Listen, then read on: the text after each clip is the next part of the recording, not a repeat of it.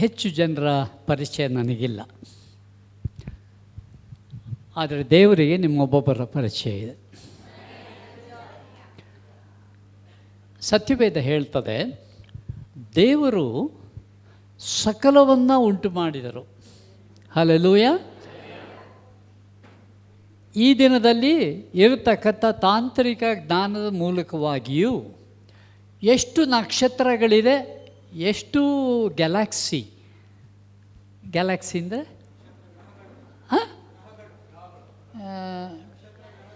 ಗಣಗಳು, ಅದು ಎಷ್ಟಿದೆ ಅನ್ನೋದು ಕಂಡುಹಿಡಿಯೋಕ್ಕೆ ಆಗಿಲ್ಲ ಇನ್ನೂ. ಆದರೆ ದೇವರು ಹೇಳ್ತಾರೆ, ನಾನು ಉಂಟು ಮಾಡಿ ಒಂದೊಂದು ನಕ್ಷತ್ರಕ್ಕೂ ನಾನು ಹೆಸರಿಸಿ ಕರೆದಿದ್ದೇನೆ. ಇದನ್ನು ನನಗೆ ಅರ್ಥ ಮಾಡ್ಕೊಳ್ಳೋಕ್ಕಾಗಿಲ್ಲ.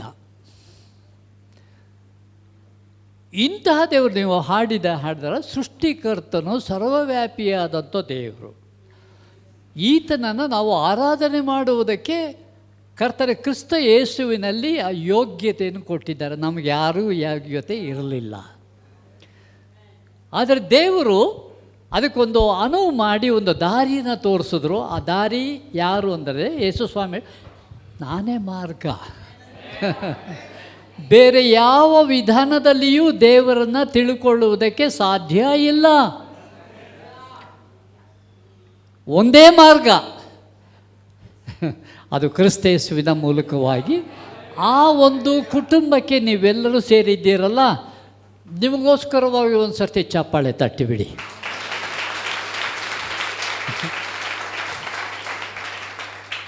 ಮತ್ತೊಂದು ಸರ್ತಿ ಚಪ್ಪಾಳೆ. ನಿಮ್ಮನ್ನು ಆ ಒಂದು ಪದವಿಗೆ ಕರೆದಂಥ ದೇವರಿಗೆ ಒಂದು ಚಪ್ಪಾಳೆ. Very good.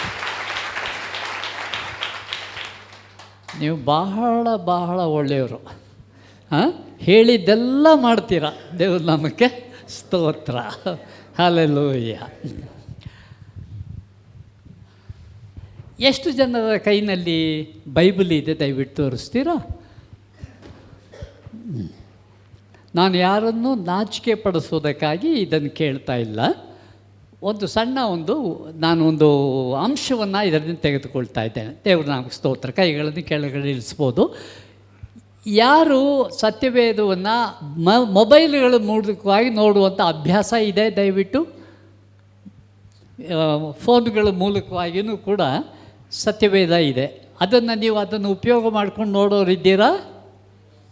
ಇಲ್ಲ. ಅದನ್ನು ನಾನು ಎರಡನೇ ಸರ್ತಿ ಕೇಳಲ್ಲ. ಯಾಕೆ ಕೇಳಿದೆ ಅಂದರೆ,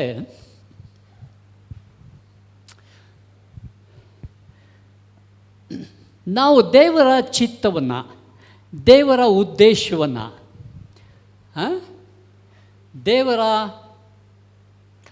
ನಿರ್ದಿಷ್ಟವಾದಂಥ ಯೋಚನೆ, ನಾನು ಹೇಳುವಂಥ ಸಂಗತಿ ಹೀಗೆ ಇಟ್ಟಿರುವಂಥ ಒಂದು ನಾಮಾಂಕಿತ ಟೈಟ್ಲ್ ಏನು ಅಂದರೆ, ನಿರ್ದಿಷ್ಟ ಗುರಿಯ ಜೀವನ. ನಿರ್ದಿಷ್ಟ ಅಂದರೆ ಏನೋ ಹೇಳೋದು, ಬೆಳಗ್ಗೆ ಹೇಳೋದು, ಏನೋ ತಿನ್ನೋದು, ಏನೋ ರೀತಿ ದಿನ ಕಳೆದೋಯ್ತು, ಈ ಥರದ ಜೀವಿತಕ್ಕಾಗಿ ಅಲ್ಲ. ನಾವು ಊಟ ಮಾಡಬೇಕು ನಿಸ್ಸಂದೇಹವಾಗಿ, ನಿದ್ರೆ ಮಾಡಬೇಕು ನಿಸ್ಸಂದೇಹವಾಗಿ. ಇವೆಲ್ಲವೂ ನೀವೇನು ಮಾಡ್ತಾ ಇದ್ದೀರೋ ಎಲ್ಲವೂ ಅವಶ್ಯವಾದಂಥವು. ಆದರೆ ಇಷ್ಟಕ್ಕೆ ನಮ್ಮ ಜೀವಿತ ಇದೆಯಾ ಅಥವಾ ಇನ್ನೂ ಏನಾದರೂ ಇದೆಯಾ ಎನ್ನುವಂಥದ್ದನ್ನು ಒಂದು ಸರ್ತಿ ನೆನಪು ಹುಟ್ಟಿಸೋದಕ್ಕಾಗಿ ನಾನು ಪ್ರಯತ್ನ ಮಾಡ್ತಾ ಇದ್ದೇನೆ. ನಿರ್ದಿಷ್ಟ ಗುರಿಯ ಜೀವನ.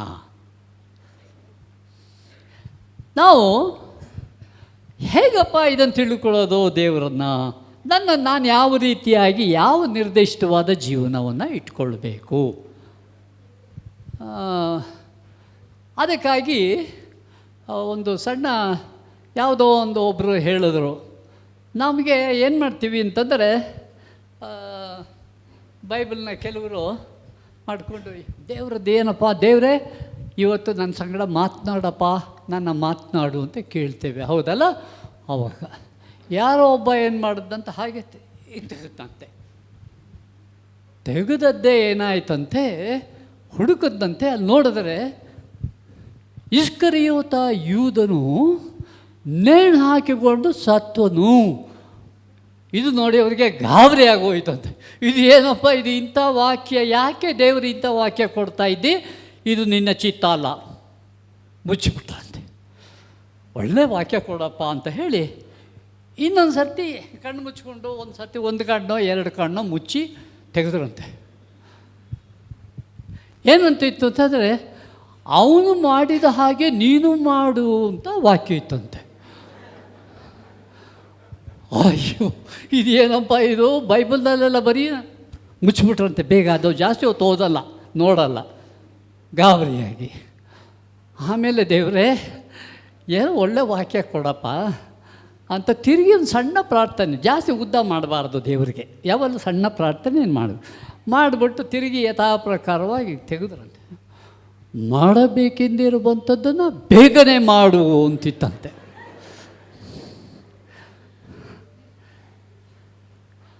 ಅಂದರೆ ದೇವರ ಚಿತ್ತವನ್ನು ಈ ರೀತಿಯಾಗಿ ಹುಡುಕುವಂಥದ್ದಲ್ಲ. ಅದಕ್ಕಾಗಿ ಕೆಲವು ಸಣ್ಣ ಸಣ್ಣದಾದಂತಹ ನಾವು ಮಾಡಬಹುದಾದಂಥ ಕೆಲವು ವಿಧಾನಗಳಿದೆ. ಅದನ್ನು ನಾವು ಅನುಸರಿಸಿದರೆ ನಿಸ್ಸಂದೇಹವಾಗಿ ತಪ್ಪುವುದಿಲ್ಲ. ನಾವು ನಮಗೆ ದೈಹಿಕಕ್ಕೆ ಬೇಕಾಗತಕ್ಕಂಥ ಅಂಶಗಳನ್ನು ನಾವು ಆನಂದಿಸಬೇಕು. ವಿದ್ಯಾಭ್ಯಾಸ ಬೇಕು, ಊಟ ಬೇಕು, ಕಾರ್ ಬೇಕು, ಮನೆ ಬೇಕು, ಎಲ್ಲ ಅವಶ್ಯವಾದಂಥವೇ. ಆದರೆ ಇಲ್ಲಿಗೆ ಸೀಮಿತವಾಗಿದೆಯಾ ಅಥವಾ ನಮ್ಮ ಮನಸ್ಸು ಎಲ್ಲಿಯದೆ?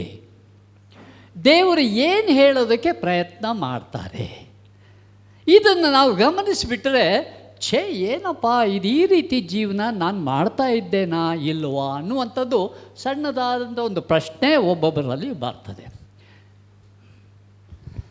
ದೇವ್ರ ವಾಕ್ಯ ಹೇಳ್ತದೆ ಏನಂತ ಅಂದರೆ, ದೇವರು ಎಷ್ಟೋ ಪ್ರೀತಿಯನ್ನಿಟ್ಟು ತನ್ನ ಕೊಟ್ಟಿದ್ದಾರೆ, ಅದನ್ನು ಎಷ್ಟು ಪರಿಚಯ ಇದೆ ಅನ್ನುವಂಥದ್ದು ಒಂದು. ಮಾತ್ರವಲ್ಲದೆ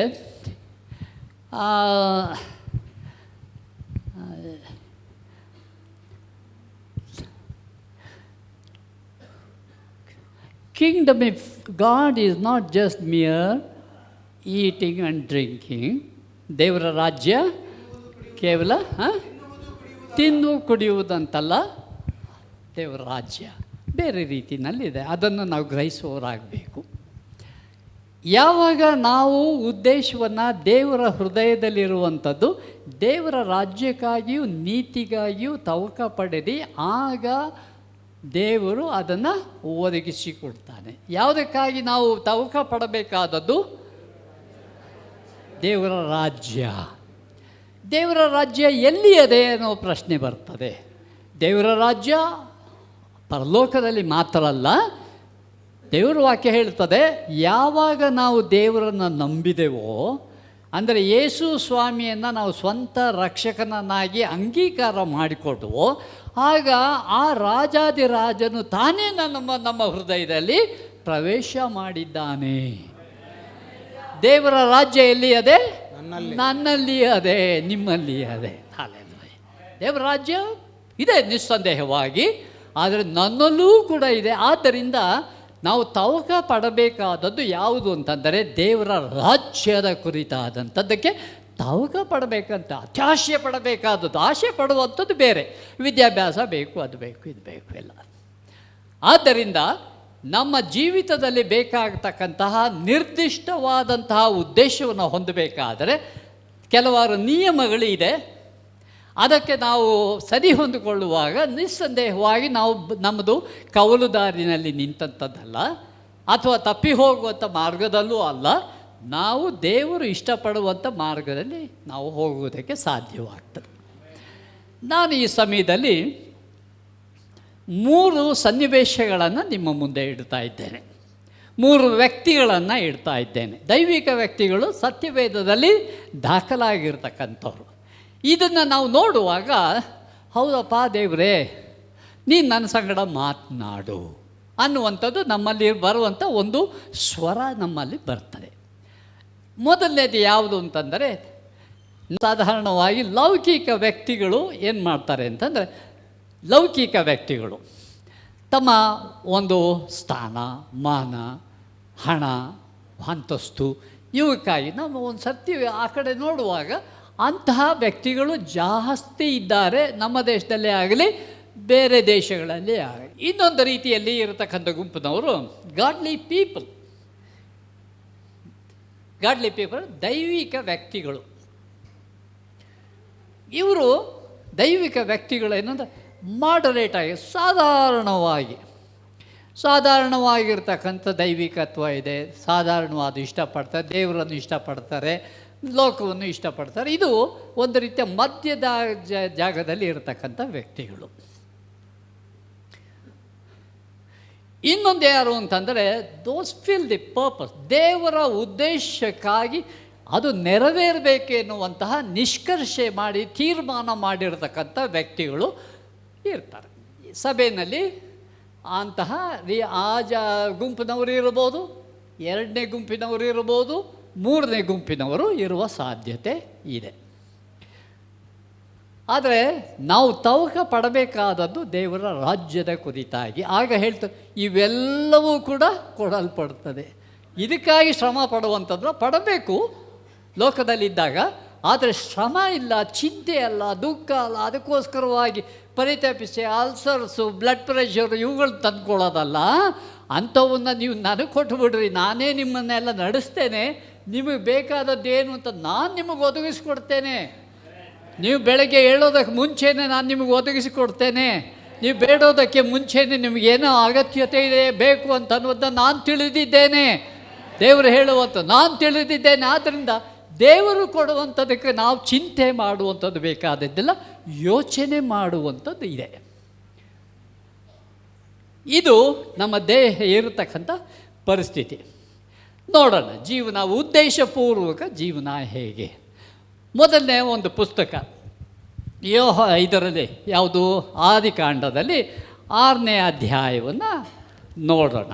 ನಾನು ಹೆಚ್ಚು ಸಮಯವನ್ನು ಇದು ಮಾಡೋದು ವಿವರಣೆ ಕೊಟ್ಟು ನಾನು ಯಾವ ಸಂಗತಿಯನ್ನು ಒತ್ತಿ ಹೇಳಬೇಕಾಗಿದೆ ಅದನ್ನು ಮಾತ್ರ ನಾನು ಬೈಬಲ್ನಲ್ಲಿ ಹೇಳ್ತೇನೆ. ಮಿಕ್ಕಿದ್ದು ಕೇಳಿರಬಹುದು ಅಥವಾ ಸಾರಾಂಶವನ್ನು ನಾನು ನಿಮ್ಮ ಮುಂದೆ ಇಡ್ತೇನೆ. ದೇವರು ಉಂಟು ಮಾಡಿದ ನಂತರದಲ್ಲಿ ಎಷ್ಟು ವರ್ಷಗಳಾಗಿತ್ತೋ ಜನರನ್ನು ದೇವರು ನೋಡಿದಾಗ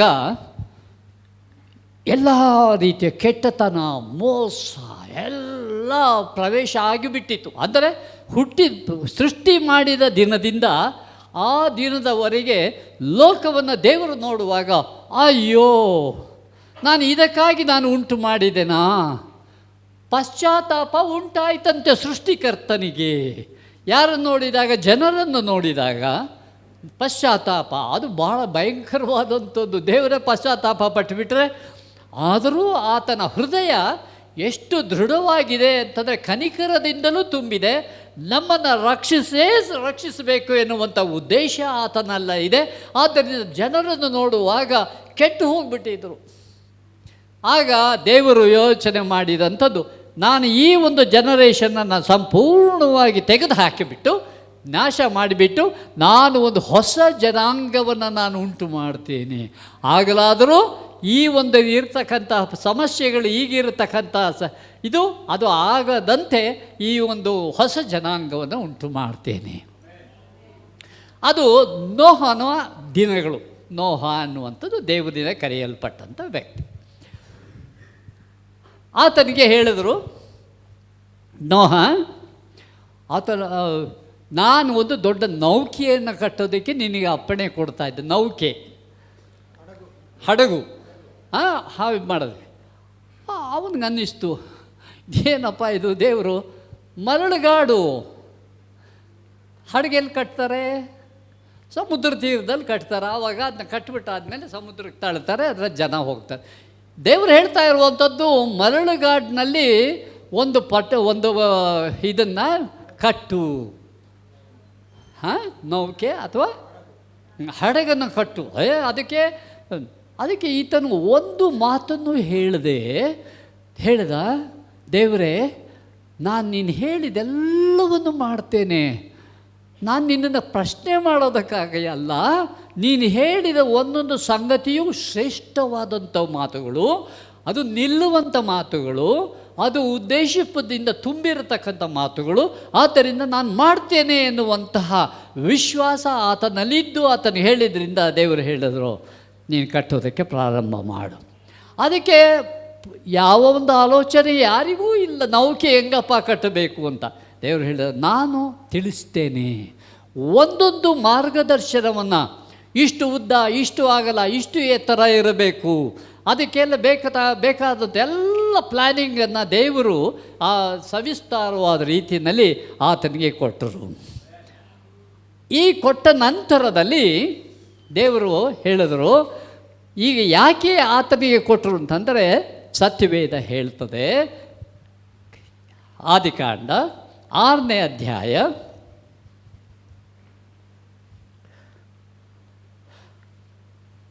7ನೇ ಅಧ್ಯಾಯದ 1ನೇ ವಾಕ್ಯ, ಕೊನೆ ಭಾಗ, 1ನೇ ವಾಕ್ಯ. ಆಗ ಯೆಹೋವನು ನೋಹನಿಗೆ, ನೀನು ನಿನ್ನ ಮನೆಯವರೆಲ್ಲರೂ ನಾವೆಯಲ್ಲಿ ಸೇರಿರಿ, ಈಗಿನವರಲ್ಲಿ ನೀನೊಬ್ಬನೇ ನನ್ನ ಮುಂದೆ ನೀತಿವಂತನಾಗಿ ನಡೆಯುವುದನ್ನು ನೋಡಿದ್ದೇನೆ. ಏನಂತ ಹೇಳಿದ್ರು ದೇವರು? ಈಗಿನವರಲ್ಲಿ ನೀನು ಒಬ್ಬನೇ ನೀತಿವಂತ. ಅಷ್ಟು ಜನರ ದೇವರ ಕಣ್ಣು ನೋಡುವಾಗ ಆ ಕೆಟ್ಟು ಹೋದಂಥ ಲೋಕವನ್ನು ನೋಡಿದ್ರು, ಅದರಲ್ಲಿರ್ತಕ್ಕಂಥ ಒಬ್ಬ ನೀತಿವಂತನನ್ನು ನೋಡಿದ್ರು. ನೋಡಿದ ನಂತರದಲ್ಲಿ ಹೇಳಿದರು, ಇದು ಎಲ್ಲರೂ ಮಾಡುವುದಕ್ಕೆ ನಾನು ಜವಾಬ್ದಾರಿಯನ್ನು ಕೊಡ್ತಾ ಇಲ್ಲ ನೋಹ, ನೀನು ನೀತಿವಂತನಾಗಿದ್ದಿ. ಏನು ನೀತಿವಂತ ಅನ್ನೋದಾದರೆ ಅದು ದೇವರನ್ನು ಅನುಸರಿಸಿ ನಡೆಯುವಂತಹ ವ್ಯಕ್ತಿ, ಪರಿಶುದ್ಧವಾದಂಥ ವ್ಯಕ್ತಿ, ದೇವರ ಮಾತುಗಳನ್ನು ತಳ್ಳಿ ಹಾಕದಂತಹ ವ್ಯಕ್ತಿ.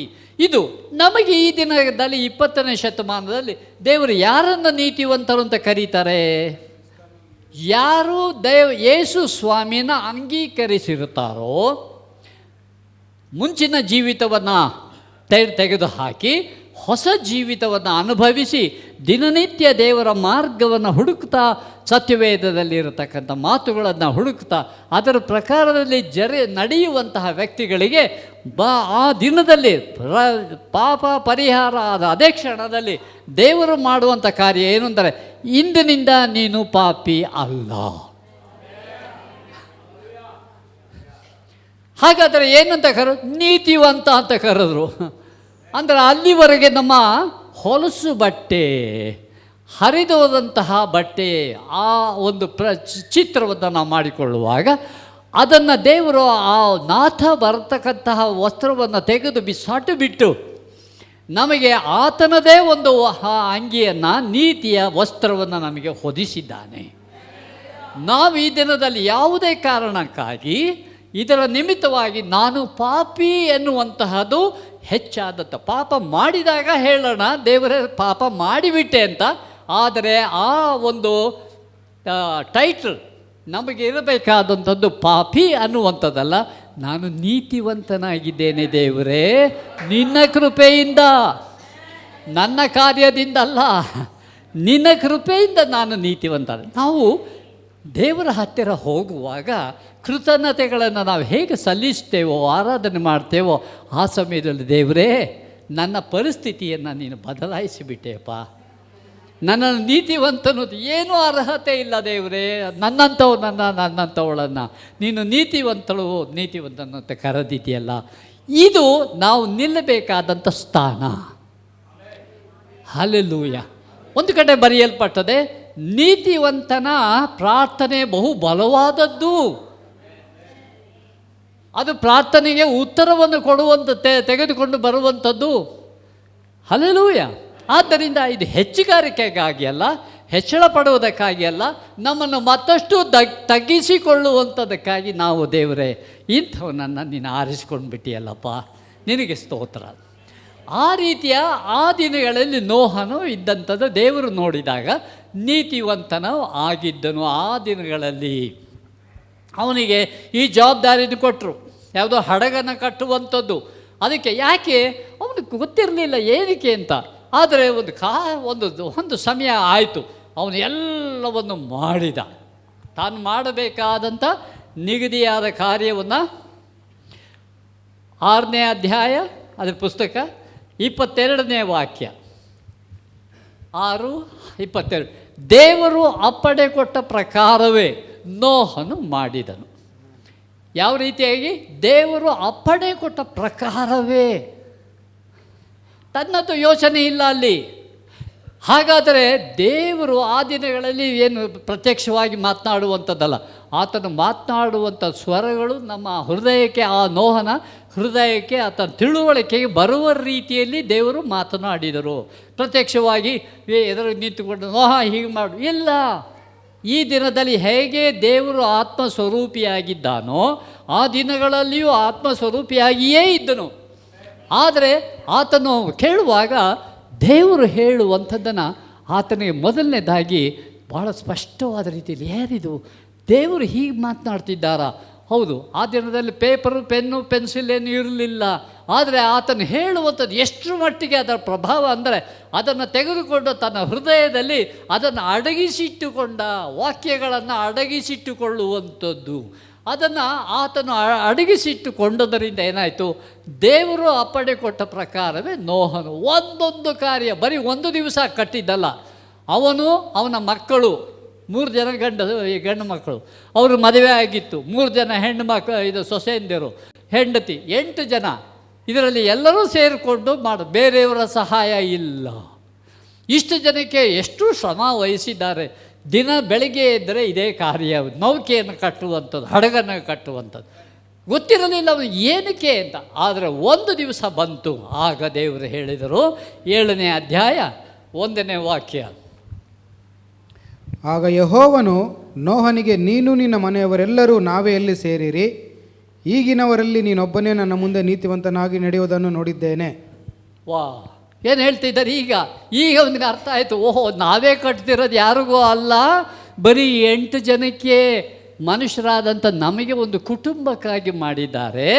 ಮತ್ತು ಇನ್ನು ಮುಂದುವರೆದ ವಾಕ್ಯಗಳನ್ನು ನಾವು ನೋಡುವಾಗ ದೇವರು ಹೇಳಿದರು, ನೀನು ಇಷ್ಟೇ ಅಲ್ಲ, ಪ್ರಾಣಿಗಳನ್ನು ಬೇಕು, ನಾನೇ ಉಂಟು ಮಾಡಿದ್ದೇನೆ. ಆದ್ದರಿಂದ ಎಲ್ಲ ಜೊತೆಯಾಗಿ, ಕೆಲವನ್ನ 7 ಜೊತೆಯಾಗಿ, ಕೆಲವನ್ನ 2 ಜೊತೆಯಾಗಿ ಅಲ್ಲೇ ಇರುವಂತೆ ನೀ ಮಾಡು. ಯಾವ ರೀತಿ ಕೂಡ ಹಾಕಿದ್ದನೋ ಗೊತ್ತಿಲ್ಲ. ಆದರೆ ಒಟ್ಟಿನಲ್ಲಿ ದೇವರು ಉಂಟು ಮಾಡಿದಂಥ ವಸ್ತುಗಳು ಮನುಷ್ಯರು ಸತ್ತರೆ ಹೊರತು ಪ್ರಾಣಿಗಳು ಯಾವುದೂ ಕೂಡ ಸಾಯಲಿಲ್ಲ. ಗುರುತಾಗಿ ಅದೆಲ್ಲವನ್ನು ಶೇಖರಿಸಿಟ್ಟ ನಂತರದಲ್ಲಿ ವಾಕ್ಯ ಹೇಳ್ತದೆ, 40 ದಿವಸ ಹಗಲು ರಾತ್ರಿ ಮಳೆ ಬೋರ್ಗರೆಯೋ ರೀತಿಯಲ್ಲಿ ಬಂತಂತೆ. ಆಗ ನೋಹನಿಗೆ ಗೊತ್ತಾಯಿತು, ಓಹೋ, ಇದು ಈ ರೀತಿ ಮಳೆನೇ ಕಂಡಿಲ್ಲೇ ಇರತಕ್ಕಂಥ ನೋಹನಿಗೆ ಮಳೆಯ ಪರಿಚಯ ಅವನಿಗಾಯಿತು. ಅನಂತರ ಈ 40 ದಿವಸಗಳಾದ ನಂತರದಲ್ಲಿ ಮುಂದುವರೆದ ವಾಕ್ಯಗಳು ಹೇಳ್ತದೆ, ಆ ಹಡಗು ಇದ್ದಂಥದ್ದು ಇದರಲ್ಲಿ ಮರಳುಗಾಡಿನಲ್ಲಿದ್ದದ್ದು ತೇಲುವುದಕ್ಕೆ ಪ್ರಾರಂಭವಾಯಿತು. ನನ್ನ ಪ್ರಿಯರೇ, ಏನು ಇದರಿಂದ ನಾವು ತಿಳ್ಕೊಳ್ಳಬೇಕಾದ ಸಾರಾಂಶ ಅಂದರೆ, ನಾವು ದೇವರಿಂದ ಕರೆಯಲ್ಪಟ್ಟವರು, ನೀತಿವಂತರು, ದೇವರ ನಾಮಕ್ಕೆ ಸ್ತೋತ್ರ. ಆದರೆ ದೇವರು ಅಷ್ಟಕ್ಕೆ ನಮ್ಮನ್ನು ಒಳ್ಳೆಯವರನ್ನಾಗಿ ಮಾಡುವುದಕ್ಕಾಗಿ ಬಾರದೆ, ಆತನು ನಾವು ಒಬ್ಬೊಬ್ಬರು ದೈವಿಕ ವ್ಯಕ್ತಿಗಳಾಗಬೇಕೆಂಬುದಾಗಿ ದೇವರು ಉದ್ದೇಶಿಸಿದನು. God did not make us to be good but godly. ಓಹೋ, ಹಾಗಾದರೆ ಬರೀ ಒಳ್ಳೆತನ ಅಲ್ಲ, ಮತ್ತೊಂದು ಕಡೆ ವಾಕ್ಯ, ನಾವು ಸಕಲ ಸತ್ಕಾರ್ಯಗಳನ್ನು ಮಾಡುವ ಸಲುವಾಗಿ ನಮ್ಮನ್ನು ಉಂಟು ಮಾಡಿದನು ಅಂತ ದೇವರ ವಾಕ್ಯ ಹೇಳ್ತದೆ. ಬರೀ ಕಾರ್ಯಗಳನ್ನು ಮಾಡೋದಕ್ಕಾಗಿ ಅಷ್ಟೇ ಅಲ್ಲ, ದೇವರ ಜೊತೆಯಲ್ಲಿ ನಡೆಯೋದಕ್ಕೆ, ದೇವರ ಪಕ್ಕದಲ್ಲಿ ಹೋಗೋದಕ್ಕೆ, ದೇವರ ಪ್ರತಿನಿಧಿಗಳಾಗಿರೋದಕ್ಕೆ, ದೇವರ ರಾಯಭಾರಿಗಳಾಗಿ ಲೋಕದಲ್ಲಿ ನಾವು ಇರಬೇಕು, ದೇವರ ಬೆಳಕಾಗಿ ಇರಬೇಕು. ದೇವರನ್ನು ಯಾರಾದರೂ ನಮ್ಮ ನೋಡಿದ್ರೆ, ವಾ, ಈತನು ಯೇಸು ಸ್ವಾಮಿ ಒಳಗಡೆ ಇದ್ದಾರೆ. ಮಾತು ತೆಗೆದಾಗ ಅವರ ಮಾತುಗಳು ಅಂಥ ತೂಕದ ಮಾತುಗಳು, ಉದ್ದೇಶದ ಮಾತುಗಳು, ದ್ವೇಷ ಇಲ್ಲದೆ ಇರತಕ್ಕಂಥ ಮಾತುಗಳು. ಎಷ್ಟು ಯೇಸು ಸ್ವಾಮಿ ಹೇಗೆ ಮಾತನಾಡಿದ್ರೋ ಆ ರೀತಿಯಾಗಿ ನಾನು ಮತ್ತು ನೀವು ಮಾತನಾಡುವಾಗ ಅವರಲ್ಲಿ ಉಂಟಾಗುವಂಥದ್ದೇನು ಅಂದರೆ ದೇವರ ಪರಿಚಯ ಉಂಟಾಗ್ತದೆ. ನಾವು ಕೈನಲ್ಲೇ ಸತ್ಯವೇದ ಕೆಲವು ಸರ್ತಿ ತೊಗೊಂಡೋಗಲ್ಲ. ನೋಡಿದವ್ರು ಏನು ಮಾಡ್ತಾರೆ? ಯಾರೋ ಒಬ್ಬ ವ್ಯಕ್ತಿ, ಯಾವುದೋ ಓದಿದ್ದೆ ನಾನು, ಅಮೇರಿಕಾದಲ್ಲಿ ಒಬ್ಬ ವ್ಯಕ್ತಿ ಅಂತೆ, ಎಲ್ಲ ಬೇಕಾದಷ್ಟು ಜನ ಇದ್ದಾರೆ, ಒಬ್ಬ ಸೇವಕ. ಆತನನ್ನು ಒಂದು ನಗರ ಹೆಸರು ಲೀಡ್ ಅಂತ, ಆ ನಗರದ ಹೆಸರು. ಅಲ್ಲಿನ ಸಭೆಯವರು ಯಾರೋ ಒಬ್ಬ ಸೇವಕರನ್ನು ಕರೆಸದಂತೆ, ನೀವು ಬನ್ನಿ ನಮ್ಮಲ್ಲಿ ಸ್ವಲ್ಪ ಸಮಯ ಇದನ್ನು ನೀವು ವಹಿಸ್ಕೊಡ್ರಿ ಸಭೆನ ಅಂತ. ಆ ವ್ಯಕ್ತಿ ಅಮೇರಿಕಾದ ಒಂದು ಭಾಗದಲ್ಲಿ ಇಳಿದು ಈ ಜಾಗಕ್ಕೆ ಹೋಗಬೇಕಲ್ಲ, ಅದಕ್ಕಾಗಿ ಒಂದು ಬಸ್ನಲ್ಲಿ ಕೂತ್ಕೊಡ್ರಂತೆ. ಒಳಗೆ ಅಲ್ಲಿದ್ದು ಹೋಗುವಾಗ ಕಂಡಕ್ಟರ್ ಬಂದರು, ಟಿಕೆಟ್ ಟಿಕೆಟ್ ಟಿಕೆಟ್ ಅಂತ. ಇವರು ಕೂಡ ತೆಗೆದುಕೊಟ್ರಂತೆ ದುಡ್ಡು. ಅವರು ಏನು ಮಾಡೋದಂತೆ, ಟಿಕೆಟು ಕೊಟ್ಟ, ಚೇಂಜು ಕೂಡ ಕೊಟ್ಟ. ನಮ್ಮಲ್ಲಾದಂಗೆ ಅವ್ರು ಏನು ಮಾಡಿದ್ರು, ಸೇವಕರು ತೆಗೆದು ಇಟ್ಟುಕೊಟ್ರು. ಏನಿದು ಒಂದು ಸ್ವಲ್ಪ ಜಾಸ್ತಿ ಕೊಟ್ಬಿಟ್ಟಿದ್ದಾನಲ್ಲ, 50 ಪೆನ್ಸ್ ಅಂತ, ಉದಾಹರಣೆಗೆ 50 ರೂಪಾಯಿ ಅಂತ ಇಟ್ಕೊಳ್ಳೋಣ. 50 ರೂಪಾಯಿ ಜಾಸ್ತಿ ಕೊಟ್ಬಿಟ್ಟಿದ್ದಾನಲ್ಲ, ಕೊಟ್ಬಿಡೋದಾ? ಬೇಡ. ಇಷ್ಟು ಬೇರೆ ಬೇಕಾದಷ್ಟು ಯೋಚನೆಗಳು ಬಂತಂತ ಅವನಿಗೆ. ಈ ಕಂಪನಿ ಬೇಕಾದಷ್ಟು ದುಡ್ಡು ಮಾಡಿರಬೇಕು, ಅದಕ್ಕೆ ಅವ್ನಿಗೆ 50 ರೂಪಾಯಿನ ಬೆಲೆ ಇಲ್ಲ. ಬೇಡ, ಇರಲಿ ಬಿಡು, ಏನಾದರೂ ಹೋದಾಗ ಮಸಾಲೆ ದೋಸೆ ತಿನ್ಬೋದು ಅಥವಾ ಇನ್ನೊಂದಕ್ಕಾಗಲಿ ಅಂತ ಹೇಳಿ ಆತ ಜೇಬ್ನಲ್ಲಿ ಇಟ್ಕೊಂಡಂತೆ. ಯಾರು? ಸೇವಕ ಜೇಬ್ನಲ್ಲಿ ಇಟ್ಕೊಂಡಂತೆ. ಹೊಯ್ದಾಟ. ಕೊಡು, ಬೇಡ, ಕೊಡು. ಸತ್ಯವೇದ ಹೇಳ್ತದೆ, 2ನೇ ಕೊರಿಂಥ 10ನೇ ಅಧ್ಯಾಯ 3ರಿಂದ 5ನೇ ವಾಕ್ಯಗಳು ಹೇಳುವಾಗ ಅದು ನಮ್ಮನ್ನು ಏನು ಮಾಡ್ತದಂತೆ, ಯಾವಾಗಲೂ ಯುದ್ಧ ಮಾಡ್ತಾ ಇರ್ತದಂತೆ. ಮಾಡಬೇಕು, ಮಾಡಬಾರ್ದು, ಮಾಡಬೇಕು. ಹೌದಲ್ಲ, ಪ್ರತಿಯೊಬ್ಬೊಬ್ಬರಲ್ಲೂ ಉಂಟಾಗುವಂಥ ಕಾರ್ಯ. ಬೇಡ ಅಂತ ಕೊನೆಗೆ ಗೆಲ್ಲೋರು ಯಾರು ಅದು ನಿಮ್ಗೆ ಗೊತ್ತು. ಹಾಗೆ ಇವನೇನು ಮಾಡೋದಂತೆ, ಆ ಸೇವಕ ಇದು ಮಾಡಿ ಆಯ್ತಂತೆ, ಎಲ್ಲ ಆಯ್ತಂತೆ. ಆಮೇಲೆ ಕೊನೆಯಲ್ಲಿ ಇಳಿದು ಹೋಗುವಾಗ ಟಿಕೆಟಿನ ನೀವು ಆ 50 ಪೆನ್ಸ್ ಜಾಸ್ತಿ ಕೊಟ್ಬಿಟ್ಟಿದ್ದೀರಾ ಅಂತ ಹೇಳಿ ಕೊಟ್ಟನಂತೆ ಕಂಡಕ್ಟರ್ಗೆ. ಅವನು ಹೇಳದಂತೆ, ನಾನು ಬೇಕಂತಲೇ ನೀನು ಕೊಟ್ಟಿದ್ದೆ. ಯಾಕೆಂದರೆ ಈ ಒಂದು ಸಭೆಗೆ ನಾನು ಹೋಗಬೇಕಾಗಿತ್ತು. ನಾನು ಯಾವ ಸಭೆಗೆ ಹೋಗೋದು ಅಂತ ಯೋಚನೆ ಮಾಡ್ತಾ ಇದ್ದೆ. ಸಭೆಗಳಲ್ಲಿ ಅನೇಕ ಕೊರತೆಗಳಿದೆ, ಏನಪ್ಪ ಮಾಡೋದು ಅಂತಿದ್ದೆ. ಈಗ ನೀವು ಆ ಸೇವಕರಾ? ಹೌದೌದು. ಹಾಗಾದರೆ ನೀವು ಹೋಗುವಂಥ ಸಭೆ ನನ್ನ ಸಭೆ, ನಾನು ಹೋಗ್ತೇನೆ. ಹಲ್ಲೆಲೂಯಾ. ನನ್ನ ನಿಮ್ಮ ಜೀವಿತದ ಮೂಲಕವಾಗಿ ನೀವು ಸಭೆಯನ್ನು ಪರಿಚಯ ಮಾಡುವಂಥದ್ದಲ್ಲ, ದೇವರನ್ನೇ ಪರಿಚಯ ಮಾಡ್ತೀರಿ. ಆಮೇಲೆ ಆ ಸೇವಕ ಇಳಿದಾದ ಮೇಲೆ ಒಂದು ಸಣ್ಣದಾಗಿ ಹೇಳಿದ್ರಂತೆ, thank you God, I would have sold your son for a cheap 50 paise. ನಾನು ನಿನ್ನ ಮಗನನ್ನು ಯೇಸು ಸ್ವಾಮಿನ ಎಷ್ಟಕ್ಕೆ ಮಾರಾಟ ಮಾಡ್ತಿದ್ದೆ? 50 ಪೈಸೆಗೆ ನಾನು ಕೊಡ್ತಾಯಿದ್ನಲ್ಲ ದೇವರೇ. ಸಂತೋಷದಿಂದ ಹೋದನಂತೆ. ನಮ್ಮ ಜೀವಿತವನ್ನು ನಾವು ಸತ್ಯ ಪರಿಶೋಧಿಸಿಕೊಂಡ್ರೆ ನಾವಿರುವಂಥ ಪರಿಸರದಲ್ಲಿ ಯಾವ ರೀತಿ ನಮ್ಮನ್ನು ದೇವರನ್ನು ಪ್ರತಿಬಿಂಬಿಸ್ತಾ ಇದ್ದೇವೆ ಗಮನಿಸಬೇಕಲ್ವಾ? ಇದು ನಮ್ಮಲ್ಲಿ ಆಗುವಂಥದ್ದನ್ನ ನೋಡುವಾಗ ಯಾರೋ ಒಬ್ಬರು ಹೇಳ್ತಾರೆ, ಅದು ಏನಪ್ಪ ಈಗ ಹಂಗೆ ತೊಗೊಂಡು ಹೊರಟೋಗ್ತಾಯಿದ್ರು, ನೀನು ಕೊಡ್ತಾ ಇದೆಯಲ್ಲ. ಇಲ್ಲಪ್ಪ, ಇದು ನಾನು ಒಳ್ಳೇದು, ನನ್ನ ದೇವರದ್ದು ಸತ್ಯ ಹೀಗಿದೆಯಪ್ಪ, ನಾನು ತೊಗೊಂಡು ಹೋದರೆ ಅದು ತೂತು ಜೇಬಪ್ಪ. ಅದು ಬೈಬಲ್ ಹೇಳ್ತದೆ. ನಾನು ಹಾಕ್ಕೊಂಬಿಟ್ರು ಕೂಡ ಏನಾಗುತ್ತೆ, ಅದು ತೂತು ಜೋಬು. ಹಾಕ್ಕೊಂಡೆ ಖುಷಿ, ಅದು ನೋಡಿದ್ರೆ ಅಲ್ಲೇ ಬಿದ್ದೋಯ್ತು.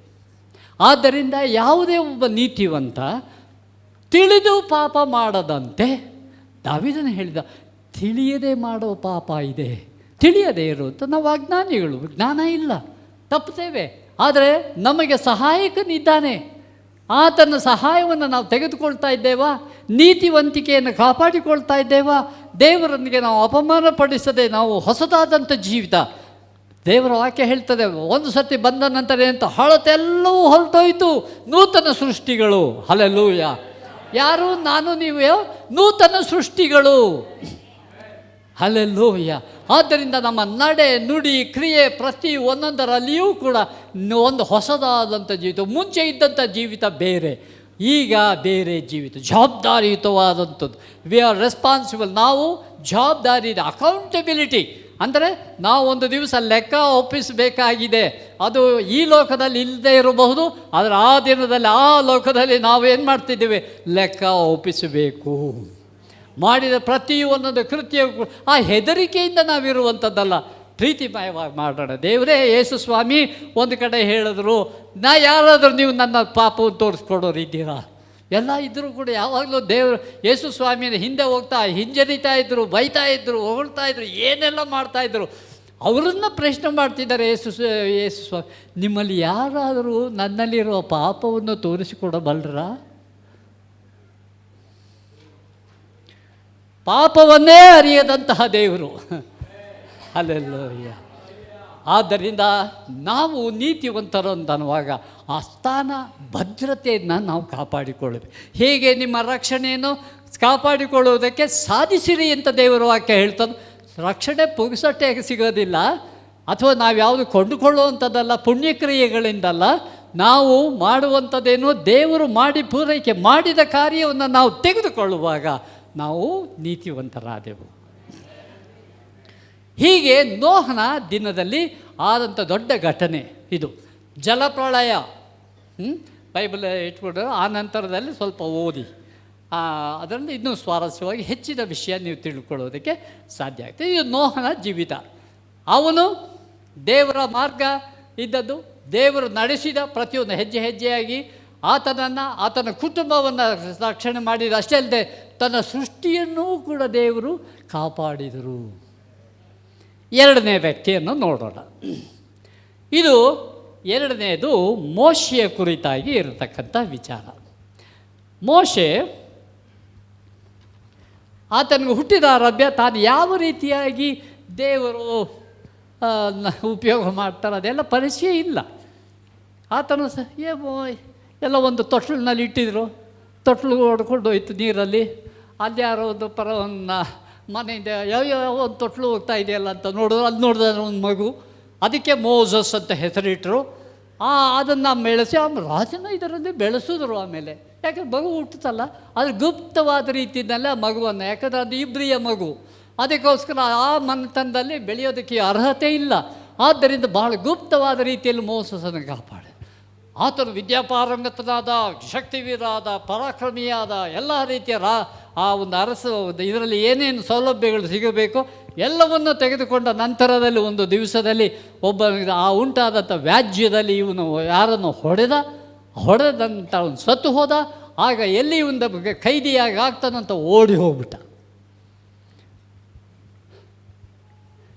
ಅಲ್ಲಿಗೆ ಒಂದು ಚಾಪ್ಟರ್ ಮುಗೀತು ಅಂತ ಐಗುಪ್ತರ ಯೋಚನೆ ಮಾಡಿದ್ರು.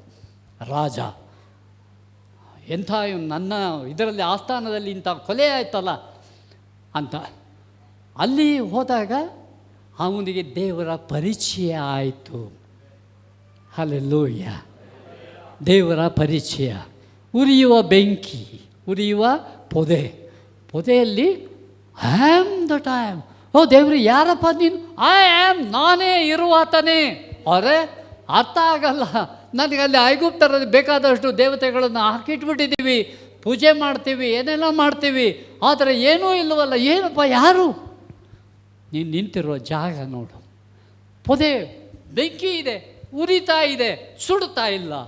ಇವನಿಗನ್ನಿಸ್ತು ಯಾರಪ್ಪ ದೇವರು? ಆಗ ದೇವರ ಪರಿಚಯ ಆದ ನಂತರದಲ್ಲಿ ದೇವರು ಹೇಳ್ತಾರೆ, ನಿನ್ನನ್ನು ನಾನು ಐಗುಪ್ತ ದೇಶಕ್ಕೆ ಕಳಿಸ್ತೇನೆ. ಅಲ್ಲಿಂದಲೇ ಓಡಿ ಬಂದಿದ್ದೇನಲ್ಲ ದೇವರೇ, ಅಲ್ಲೆಲ್ಲ ಕೊಲೆ ಮಾಡಿಬಿಟ್ಟಿದ್ದೀನಿ, ಹುಡುಕ್ತಾ ಇರ್ತಾರವರು. ಅಂಥವ್ರು ನನ್ನ ತಿರುಗಿ ಅಲ್ಲಿಗೆ ಹೋಗು ಅಂತ ಹೇಳ್ತೀಯ. ಎಷ್ಟೋ ವರ್ಷಗಳ ಕಳೆದಿದೆ. ಆನಂತರದಲ್ಲಿ ಆತನಿಗೆ ಬಂದಂಥದ್ದೇನು ಅಂತಂದರೆ, ಇಲ್ಲ ನಾನು ಹೋಗಲ್ಲ. ಅದಕ್ಕೆ ಒಂದು ಕಾರಣ ಹುಡುಕಿದ. ಏನದು? ನನಗೆ ಮಾತಾಡೋಕ್ಕಾಗಲ್ಲ, ತೊದಲು ನುಡಿಯವನು. ಮಾತಾಡ್ತಾರೆ ಒಬ್ಬೊಬ್ಬರು ಬಲಹೀನತೆ ಹಾಗೆ ಅಂತದ್ದು. ಅದಕ್ಕೆ ದೇವರು ಹೇಳಿದ್ರು, ನೀನು ಹೇಳ್ತಾ ಇರೋದು ನಾನು ಒಪ್ಪುತ್ತೇನೆ, ಹೌದು ನಿನಗೆ ತೊದಲು ನುಡಿನೇ ಇದೆ, ಆದರೆ ಇನ್ನೊಬ್ಬ ಸಹಾಯಕನನ್ನು ಕೊಡ್ತೇನೆ, ನಿಮ್ಮ ಅಣ್ಣನ ಕೊಟ್ಬಿಡ್ತೀನಿ. ನಿನಗೆ ಬೇಕಾಗತಕ್ಕಂಥ ಜ್ಞಾನವನ್ನು ಇಡುತ್ತೇನೆ, ತಿಳುವಳಿಕೆಯನ್ನು ನಿನ್ನಲ್ಲಿ ಇಡುತ್ತೇನೆ. ನೀನು ಅಲ್ಲಿ ಪ್ರತಿನಿಧಿಯಾಗಿ ಹೋಗ್ತೀಯ. ನಿಮ್ಮ ಅಣ್ಣನೂ ಕೂಡ, ಅಕ್ಕ ಇನ್ನೊಬ್ಬಳು, ಅವಳು ಕೂಡ ಅಣ್ಣನ ಕಳಿಸ್ತೇನೆ. ಅವರು ನಿನಗೆ ಮೌತ್ ಪೀಸ್ ಆಗಿ ಇರ್ತಾರೆ, ಮಾತಾಡುವಂಥದ್ದು ಅವ್ರನ್ನ ಮಾತಾಡ್ತಾರೆ. ಆ ಒಂದು ಚರಿತ್ರೆ ಬಹಳ ಚಂದದಲ್ಲಿ ಇರತಕ್ಕಂಥದ್ದು. ಸ್ವಲ್ಪ ನೋಡೋಣ. ಇದರಲ್ಲಿ ಏನು ಅಂತಂದರೆ, ನಮಗಿರಬೇಕಾದದ್ದು ಯೋಚನೆ ಏನು? ನಿರ್ದಿಷ್ಟವಾದಂತಹ ಜೀವನ, ದೇವರನ್ನು ತೃಪ್ತಿಪಡಿಸುವಂತಹ ಜೀವನ. ಏನು ನೋಹನು ಹಾಗೆ ಮಾಡಿದ ಒಂದು ಉದಾಹರಣೆ. ಎರಡನೇದಾಗಿ ನಾವು ಈ ಮೋಸಸ್ ವಿಚಾರದಲ್ಲಿ ನೋಡ್ತಾ ಇದ್ದೇವೆ. ಆಗ ಒಂದು ಕಡೆ ಬಿಡುಗಡೆ ಆದ ನಂತರದಲ್ಲಿ ಹೊಯ್ದಾಟ, ಅದ್ಭುತಗಳು ಏನೆಲ್ಲ ಆಯಿತು. ಆದ ನಂತರದಲ್ಲಿ ದೇವರ ನಡೆಸುವಿಕೆಯಿಂದ ಅಷ್ಟು ಜನರನ್ನು 6 ಲಕ್ಷ ಪುರುಷರನ್ನೇ ಮುಂದಾಡ್ತಕೊಂಡು ಬರ್ತಾ ಇದ್ದಾರೆ. ಎಲ್ಲಿಗೆ? ಪ್ರಾಮಿಸ್ ಲ್ಯಾಂಡ್, ವಾಗ್ದಾನದ ಪ್ರದೇಶಕ್ಕೆ ಕರ್ತಾ. ಯಾರಿಗೆ ವಾಗ್ದಾನ ಮಾಡಿದರು? ಅಬ್ರಹಾಮನಿಗೆ ವಾಗ್ದಾನ ಮಾಡಿದ ದೇವರು ನೆನಪಿಟ್ಟುಕೊಂಡಿದ್ದಾರೆ. ವಾಗ್ದಾನ ಮಾಡಿದಾತನು ನಂಬಿಗಸ್ತನು.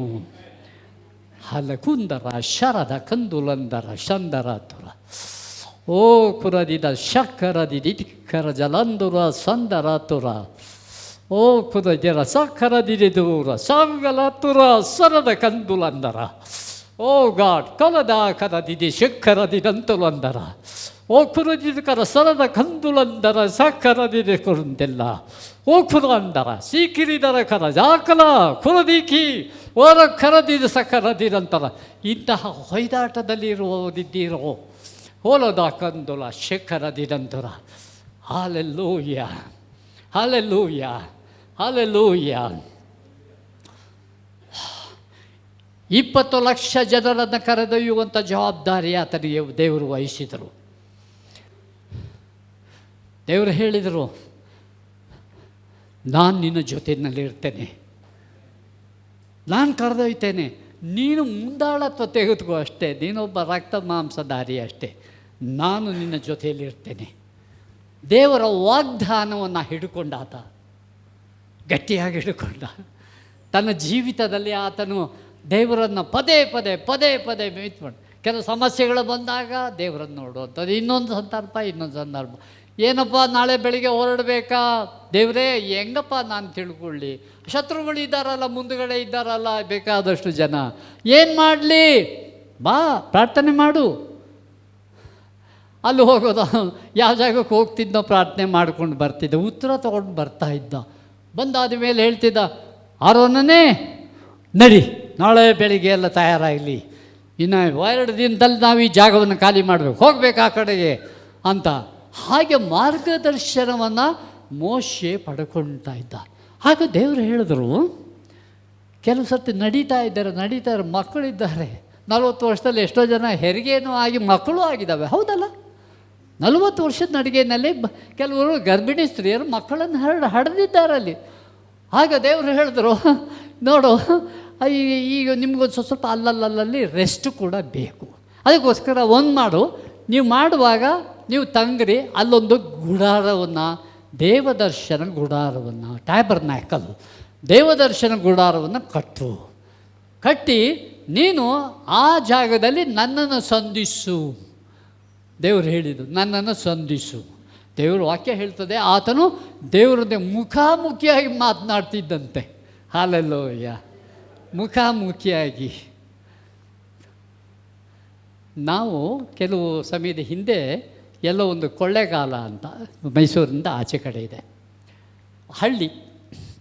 ಹಳ್ಳಿಗೆ ಹೋಗಿ ಒಂದು ಸತ್ಯವೇದವನ್ನು ಕೆಲವರಿಗೆ ವಿತರಣೆ ಮಾಡ್ತಾಯಿದ್ವಿ. ಆ ಒಂದು ಸಂಸ್ಥೆಯಲ್ಲಿ ಸ್ವಲ್ಪ ಇದಕ್ಕಾಗಿ ಇದ್ದೆ. ಎಲ್ಲ ಒಂದು ಹಳ್ಳಿನಲ್ಲಿ ಹೋದರೆ ಒಂದು ಅಮ್ಮ ಅಲ್ಲಿ ಕೂತಿದ್ದಾರಲ್ಲ, ಆ ರೀತಿಯಲ್ಲಿ ಇದ್ದಾರೆ. ನಡು ಬಗ್ಗಿದೆ, ಕೂದಲು ಅಲ್ಲೂ ಒಂದೂ ಕಪ್ಪು ಕೂದಲಿಲ್ಲ, ಎಲ್ಲ ಬೆಳ್ಳಗಾಗ್ಬಿಟ್ಟಿದೆ. ಬಂದರು, ಎಲ್ಲಿ ನಾವು ಜೀಪ್ನಲ್ಲಿದ್ದೀವಿ ಅಲ್ಲಿ ಬಂದರು. ಏನಪ್ಪ ಅದು ಅಂತ. ಇದು ಅಜ್ಜಿ, ಇದು ಬೈಬಲ್ ಅಂತಾರೆ, ಕ್ರಿಶ್ಚಿಯನ್ಸ್ಗೆ ಯೇಸು ಸ್ವಾಮಿ ಕೊಟ್ಟಿರುವಂಥದ್ದು ಅದೇನಪ್ಪ ಗೊತ್ತಿಲ್ಲಪ್ಪ. ಆದರೆ ನಾನು ಯೇಸು ಸ್ವಾಮಿ ನೋಡಿದೆ, ನಮಗೆ ಗಾಬರಿ ಆಯಿತು. ಯಾರನ್ನೂ ನೋಡಿಕೊಂಡು ಯೇಸು ಸ್ವಾಮಿ ಅವ್ರು ಹೇಳ್ತಾರೆ, ಇಂಥ ದಿನ ಯೇಸು ಸ್ವಾಮಿ ಏನು ಅವ್ರದ್ದು ವರ್ಚಸ್ಸು, ಅವ್ರ ಮುಖನ ನೋಡೋಕ್ಕಾಗ್ತಾ ಇರಲಿಲ್ಲ. ಪ್ರಕಾಶ, ಸೂರ್ಯ ಎಲ್ಲ ಬಿಳಿ ಆಗಿದೆ, ಕೂದಲು ಇದೇ ಥರ ಬಿಳಿ ಆಗಿತ್ತು, ಬಿಳಿ ಅಂಗಿ, ಹಾಕ್ಕೊಂಡು ನಿಂತಿದ್ರು. ನಾನು ಹೆದರ್ಬಿಟ್ಟೆ. ಮೊದಲು ಹೆದರಬೇಡ ಅಂದರು. ಅಷ್ಟೇ, ಜಾಸ್ತಿ ಮಾತಾಡಿಲ್ಲ, ಮಾಡ್ಕೊಂಡು ಹೋಗ್ಬಿಟ್ರು. ನಾನು ಯೇಸು ಸ್ವಾಮಿ ನೋಡಿದ್ದೇನೆ. ನಾನು ದೇವ್ರನ್ನ ಕೇಳಿದೆ, ಅಪ್ಪ ನಾನು ನಿನ್ನ ನಂಬಿ ಎಷ್ಟೋ ವರ್ಷಗಳಾಯಿತು, ಒಂದು ಸರ್ತಿನೂ ಕೂಡ ಕೇಳ್ತಾನೆ ಇದೆ, ಒಂದು ಸರ್ತಿನೂ ನೀನು ನೋಡಲಿಲ್ಲ. ನಿನ್ನನ್ನು ನೋಡ್ತಾ ಇರುವಂಥದ್ದು ವಾಕ್ಯದ ಆಧಾರದಲ್ಲಿ ನೋಡ್ತಾ ಇದ್ದೆ, ತೃಪ್ತಿ ಪಡ್ತಾ ಇದ್ದಾರೆ. ದೇವರೇ ನೀನು ಇದೆಯಾ ನನ್ನ ವಾಗ್ದಾನ ಇದೆ, ನಂಬ್ತಾ ಇದ್ದೀನಿ. ದೇವರನ್ನು ನೋಡುವಂಥದ್ದು, ಕೇಳುವಂಥದ್ದು, ಇದು ನಮ್ಮ ವ್ಯಕ್ತಿಗತವಾದಂತಹ ಅಭಿಲಾಷೆ. ದೇವರು ಯಾರಿಗೂ ಪಕ್ಷಪಾತಿ ಅಲ್ಲ. ದೇವರು ಆತನು ಎಲ್ಲರನ್ನೂ ಕೂಡ ಪ್ರೀತಿ ಮಾಡ್ತಾನೆ, ಎಲ್ಲರಿಗೂ ಅವಕಾಶವನ್ನು ಕೊಡ್ತಾನೆ. ಆದರೆ ನಾನು ಎಲ್ಲಿದ್ದೇನೆ, ಯಾವ ರೀತಿ ಇದೆ ನನ್ನ ಪ್ರಾರ್ಥನೆ, ಯಾವ ರೀತಿ ಇದೆ ನನ್ನ ಜೀವನ, ಇದರ ಮೇಲೆ ಅವಲಂಬನೆ ಹೊಂದಿದೆ. ಹಲ್ಲೆಲೂಯ. ದೇವರು ಹೇಳಿದರು, ದೇವದರ್ಶನದ ಗುಡಾರವನ್ನು ಕಟ್ಟು ನೀನು. ಆ ದಿನದಲ್ಲಿ ನೀನು ನನ್ನ ಸಂಗಡ ಅಲ್ಲಿ ಬಾ, ಮಾತನಾಡು, ನಾನು ನಿನಗೆ ಮಾರ್ಗದರ್ಶನವನ್ನು ಕೊಡ್ತೇನೆ. ನೀನು ಯಾವಾಗ ಮುಂದಿನ ಜಾಗಕ್ಕೆ ಹೋಗಬೇಕು ತಿಳಿಸ್ತೇನೆ, ಮಾರ್ಗದರ್ಶನ ಕೊಡ್ತೇನೆ. ನೀನು ಆಗ ಹೋಗು, ಎಲ್ಲಿ ಹೋಗಬೇಕು ತೋರಿಸ್ತೇನೆ. ಅಲ್ಲಿ ಹೋಗಿ ನೀನು ತಿರುಗಿ ಇದೇ ದೇವದರ್ಶನ ಗುಡಾರವನ್ನು ಅಲ್ಲಿ ಹಾಕು. ಅಲ್ಲಿವರೆಗೆ ಎಲ್ಲ ಟೆಂಪರರಿಯಾಗಿ ಇದ್ದಂಥ ದೇವರ ಒಂದು ಸಿದ್ಧತೆಯನ್ನು ಮಾಡಿದ್ರು. ಅವನಿಗೆ ಗೊತ್ತಿರಲಿಲ್ಲ ಏನು ದೇವದರ್ಶನ ಗುಡಾರ, ಏನೂ ಗೊತ್ತಿಲ್ಲ. ನೋಹನಿಗೆ ಹೆಂಗೆ ನೌಕೆ ಕಟ್ಟೋದು ಗೊತ್ತಿರಲಿಲ್ವೋ, ನೋಹನಿಗೂ ಇವನಿಗೂ ಕೂಡ ಅಷ್ಟು. ಅವನಿಗೆ ಅಳತೆ ಕೊಟ್ಟರು ದೇವರು. ಈ ರೀತಿಯಾಗಿರಬೇಕು, ಇಷ್ಟು ಎತ್ತರ ಇರಬೇಕು, ಇಷ್ಟು ಬಾಗಿಲಿರಬೇಕು, ಇಲ್ಲಿ ಪದರ ಇರಬೇಕು, ಇಲ್ಲಿ ಕಿಟಕಿಗೆ ಇದು ಮಾಡಬೇಕು. ಇದನ್ನು ಅದೇ ಅವನಿಗೆ ದೇವರು ತಿಳಿಸಿದ ರೀತಿಯಲ್ಲಿ ಹೇಗೆ ನೋಹನು ಚಾಚು ತಪ್ಪದೆ ಕಾರ್ಯಗಳನ್ನು ಮಾಡಿದನೋ ಅದೇ ರೀತಿಯಾಗಿ ಮೋಶೆ ದೇವದರ್ಶನದ ಗುಡಾರವನ್ನು ಕಟ್ಟಿದ. ಈ ನಿರ್ದಿಷ್ಟವಾದಂಥ ವಾಕ್ಯಗಳನ್ನು ಒಂದು ಸರ್ತಿ ನೋಡಿಕೊಳ್ಳೋಣ. ಎಕ್ಸೋಡಸ್ ವಿಮೋಚನಾ ಕಾಂಡ 40ನೇ ಅಧ್ಯಾಯ 1ನೇ ಮತ್ತು 2ನೇ ವಾಕ್ಯವನ್ನು ಓದ್ರಿ.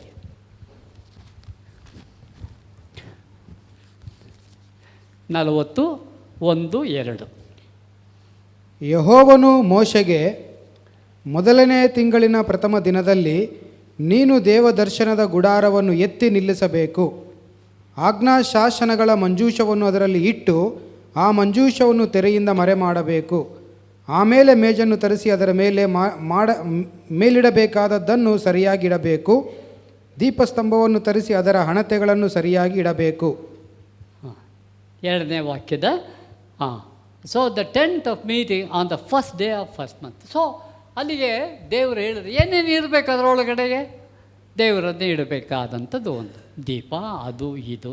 ನಮ್ಮ ಜೀವಿತದಲ್ಲಿ ಕೂಡ ದೇವರ ಒಂದು ಅಣಿಕೆ ಎಲ್ಲವನ್ನು ಕೂಡ ಒಂದು ಶಿಸ್ತಿನಲ್ಲಿ ದೇವರನ್ನು ನಾವು ಸಂಧಿಸುವಂಥ ವಿಧಾನ. ನಾನು ಅದಕ್ಕೆ ನೀವು ಇದಿಡಿ, ದೀಪ ಇಡಿ ಅದನ್ನೆಲ್ಲ ಹೇಳ್ತಾ ಇರೋದು. ಎಲ್ಲವೂ ಕೂಡ ಆತ್ಮೀಕವಾದ ರೀತಿಯಲ್ಲಿ ನಾವು ನೋಡುವಂಥದ್ದು ಅಗತ್ಯ. ಇದನ್ನು ಇಷ್ಟು ಆತನು ಎಲ್ಲವನ್ನೂ ಮಾಡಿದ. 40ನೇ ಅಧ್ಯಾಯ 16ನೇ ವಾಕ್ಯ.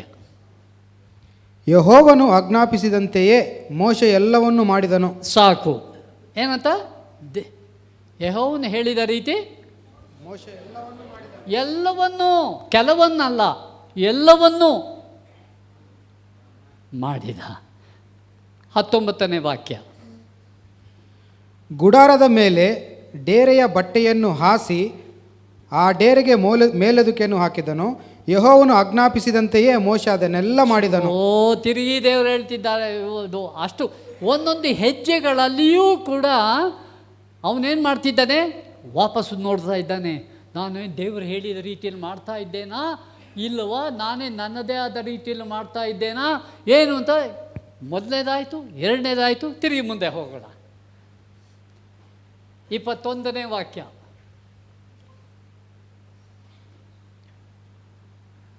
ಅದರ ಮೇಲೆ ಕೃಪಾಸನವನ್ನು ಇಟ್ಟು ಮಂಜೂಷವನ್ನು ಗುಡಾರದೊಳಕ್ಕೆ ತಂದು ಅದರ ಮುಂದೆ ತೆರೆಯನ್ನು ಇರಿಸಿ ಯೆಹೋವನು ಆಜ್ಞಾಪಿಸಿದಂತೆಯೇ ಆಜ್ಞಾಶಾಸ್ತ್ರಗಳ ಮಂಜೂಷವನ್ನು ಮರೆ ಮಾಡಿದನು. ಆಜ್ಞಾಪಿಸಿದಂತೆಯೇ ಆಯಿತಾ. 26ನೇ ವಾಕ್ಯ. 24. ಮತ್ತು ಯೆಹೋವನು ಆಜ್ಞಾಪಿಸಿದಂತೆಯೇ ಮೋಶೆ ಸ್ತಂಭವನ್ನು ದೇವದರ್ಶನದ ಗುಡಾರದೊಳಗೆ ಮೇಜಿನ ಎದುರಾಗಿ ಗುಡಾರದ ದಕ್ಷಿಣ ಕಡೆಯಲ್ಲಿ ಇಟ್ಟನು. ದೇವರು ಹೇಳಿದ್ರು ದಕ್ಷಿಣದ ಕಡೆ ಇಡಬೇಕು, ಉತ್ತರದ ಕಡೆಗೆ ಇದಿಡಬೇಕು ಹಾಗೆ ಅಂತ. ಅದರದ್ದು ಯೆಹೋವನು ಆಜ್ಞಾಪಿಸಿದಂತೆಯೇ. ಇನ್ನು ಮುಂದೆ ಹೋಗೋಣ, 26ನೇ ವಾಕ್ಯ. ಮತ್ತು ಯೆಹೋವನು ಆಜ್ಞಾಪಿಸಿದಂತೆ ಚಿನ್ನದ ಧೂಪವೇದಿಯನ್ನು ದೇವದರ್ಶನದ ಗುಡಾರದಲ್ಲಿ ತೆರೆಯ ಮುಂದೆ ಇಟ್ಟನು. ಎಲ್ಲಿ ಯೆಹೋವನು ಆಜ್ಞಾಪಿಸಿದಂತೆ, ಅಲ್ಲೂ ಕೂಡ ಅಷ್ಟೇ ತನ್ನದು ಇಷ್ಟಪಟ್ಟ ಇದು ಭಾಳ ಚೆನ್ನಾಗಾಗ್ತದೆ, ದೇವರು ಖುಷಿ ಆಗ್ತದೆ, ಇಲ್ಲ, ದೇವರು ಹೇಳಿದಂತೆ. ಆಮೇಲೆ 29 ಯೆಹೋವನು ಆಜ್ಞಾಪಿಸಿದಂತೆಯೇ ದೇವದರ್ಶನದ ಗುಡಾರದ ಬಾಗಿಲಿನ ಮುಂದೆ ಯಜ್ಞವೇದಿಯನ್ನು ಇಟ್ಟು ಅದರ ಮೇಲೆ ಸರ್ವಾಂಗ ಹೋಮವನ್ನು ಧಾನ್ಯ ಸಮರ್ಪಣೆಯನ್ನು ಮಾಡಿದನು. ಯೆಹೋವನು ಆಜ್ಞಾಪಿಸಿದಂತೆಯೇ. 30ನೇ ವಾಕ್ಯ. ದೇವರು ಆಜ್ಞಾಪಿಸಿದಂತೆ ಮೋಶೆ ದೇವದರ್ಶನದ ಗುಡಾರಕ್ಕೂ ಯಜ್ಞವೇದಿಗೂ ನಡುವೆ ಗಂಗಾಳವನ್ನು ಇರಿಸಿ ತೊಳುಕೊಳ್ಳುವುದಕ್ಕೋಸ್ಕರ ಅದನ್ನು ಇಟ್ಟನು, ನೀರು ತುಂಬಿಸಿದನು. So Moses did everything just as the Lord commanded him. ಆತನು ದೇವರು ಹೇಳಿದಂತೆ. ಇದಂದರೆ ಇದರ ಅರ್ಥ ಏನು ಅಂತಂದರೆ, ಅಷ್ಟು ಸೂಕ್ಷ್ಮತೆ.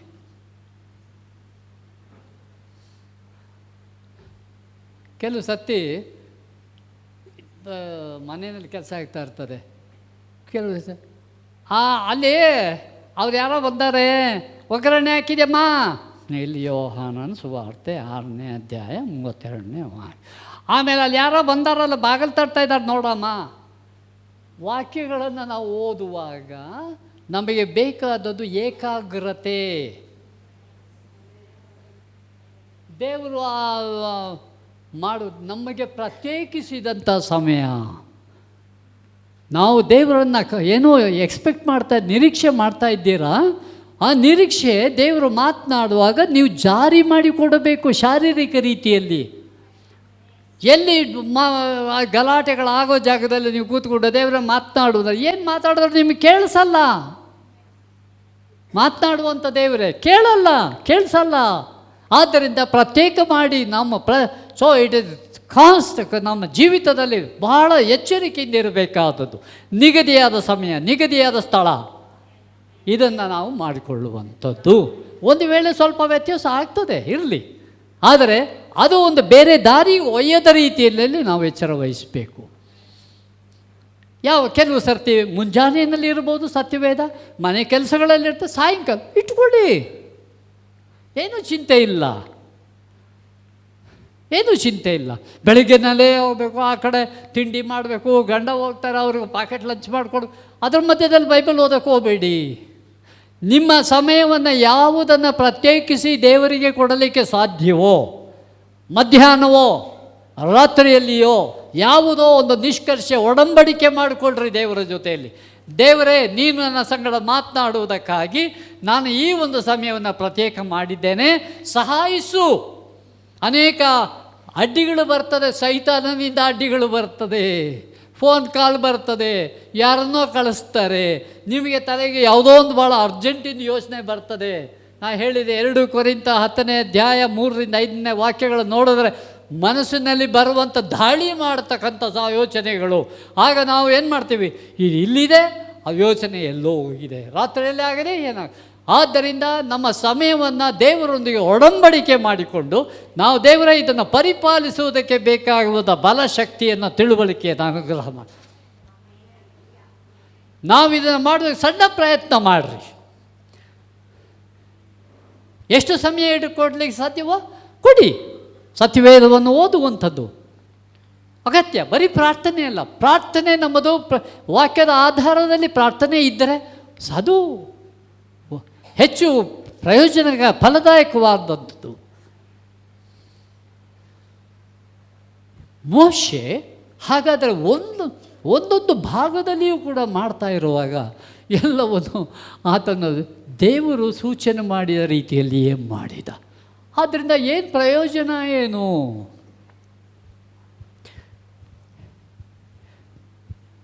ಅದೇ ಅಧ್ಯಾಯ 32ರಿಂದ 38ನೇ ವಾಕ್ಯದವರೆಗೂ ನೋಡೋಣ. 32ರಿಂದ 38ರವರೆಗೆ ಭಾಳ ಸ್ವಾರಸ್ಯವಾದಂಥದ್ದು. ಎಲ್ಲವೂ ಸ್ವಾರಸ್ಯವೇ. ಇನ್ನೊಂದು ಸರ್ತಿ ನೋಡಿ.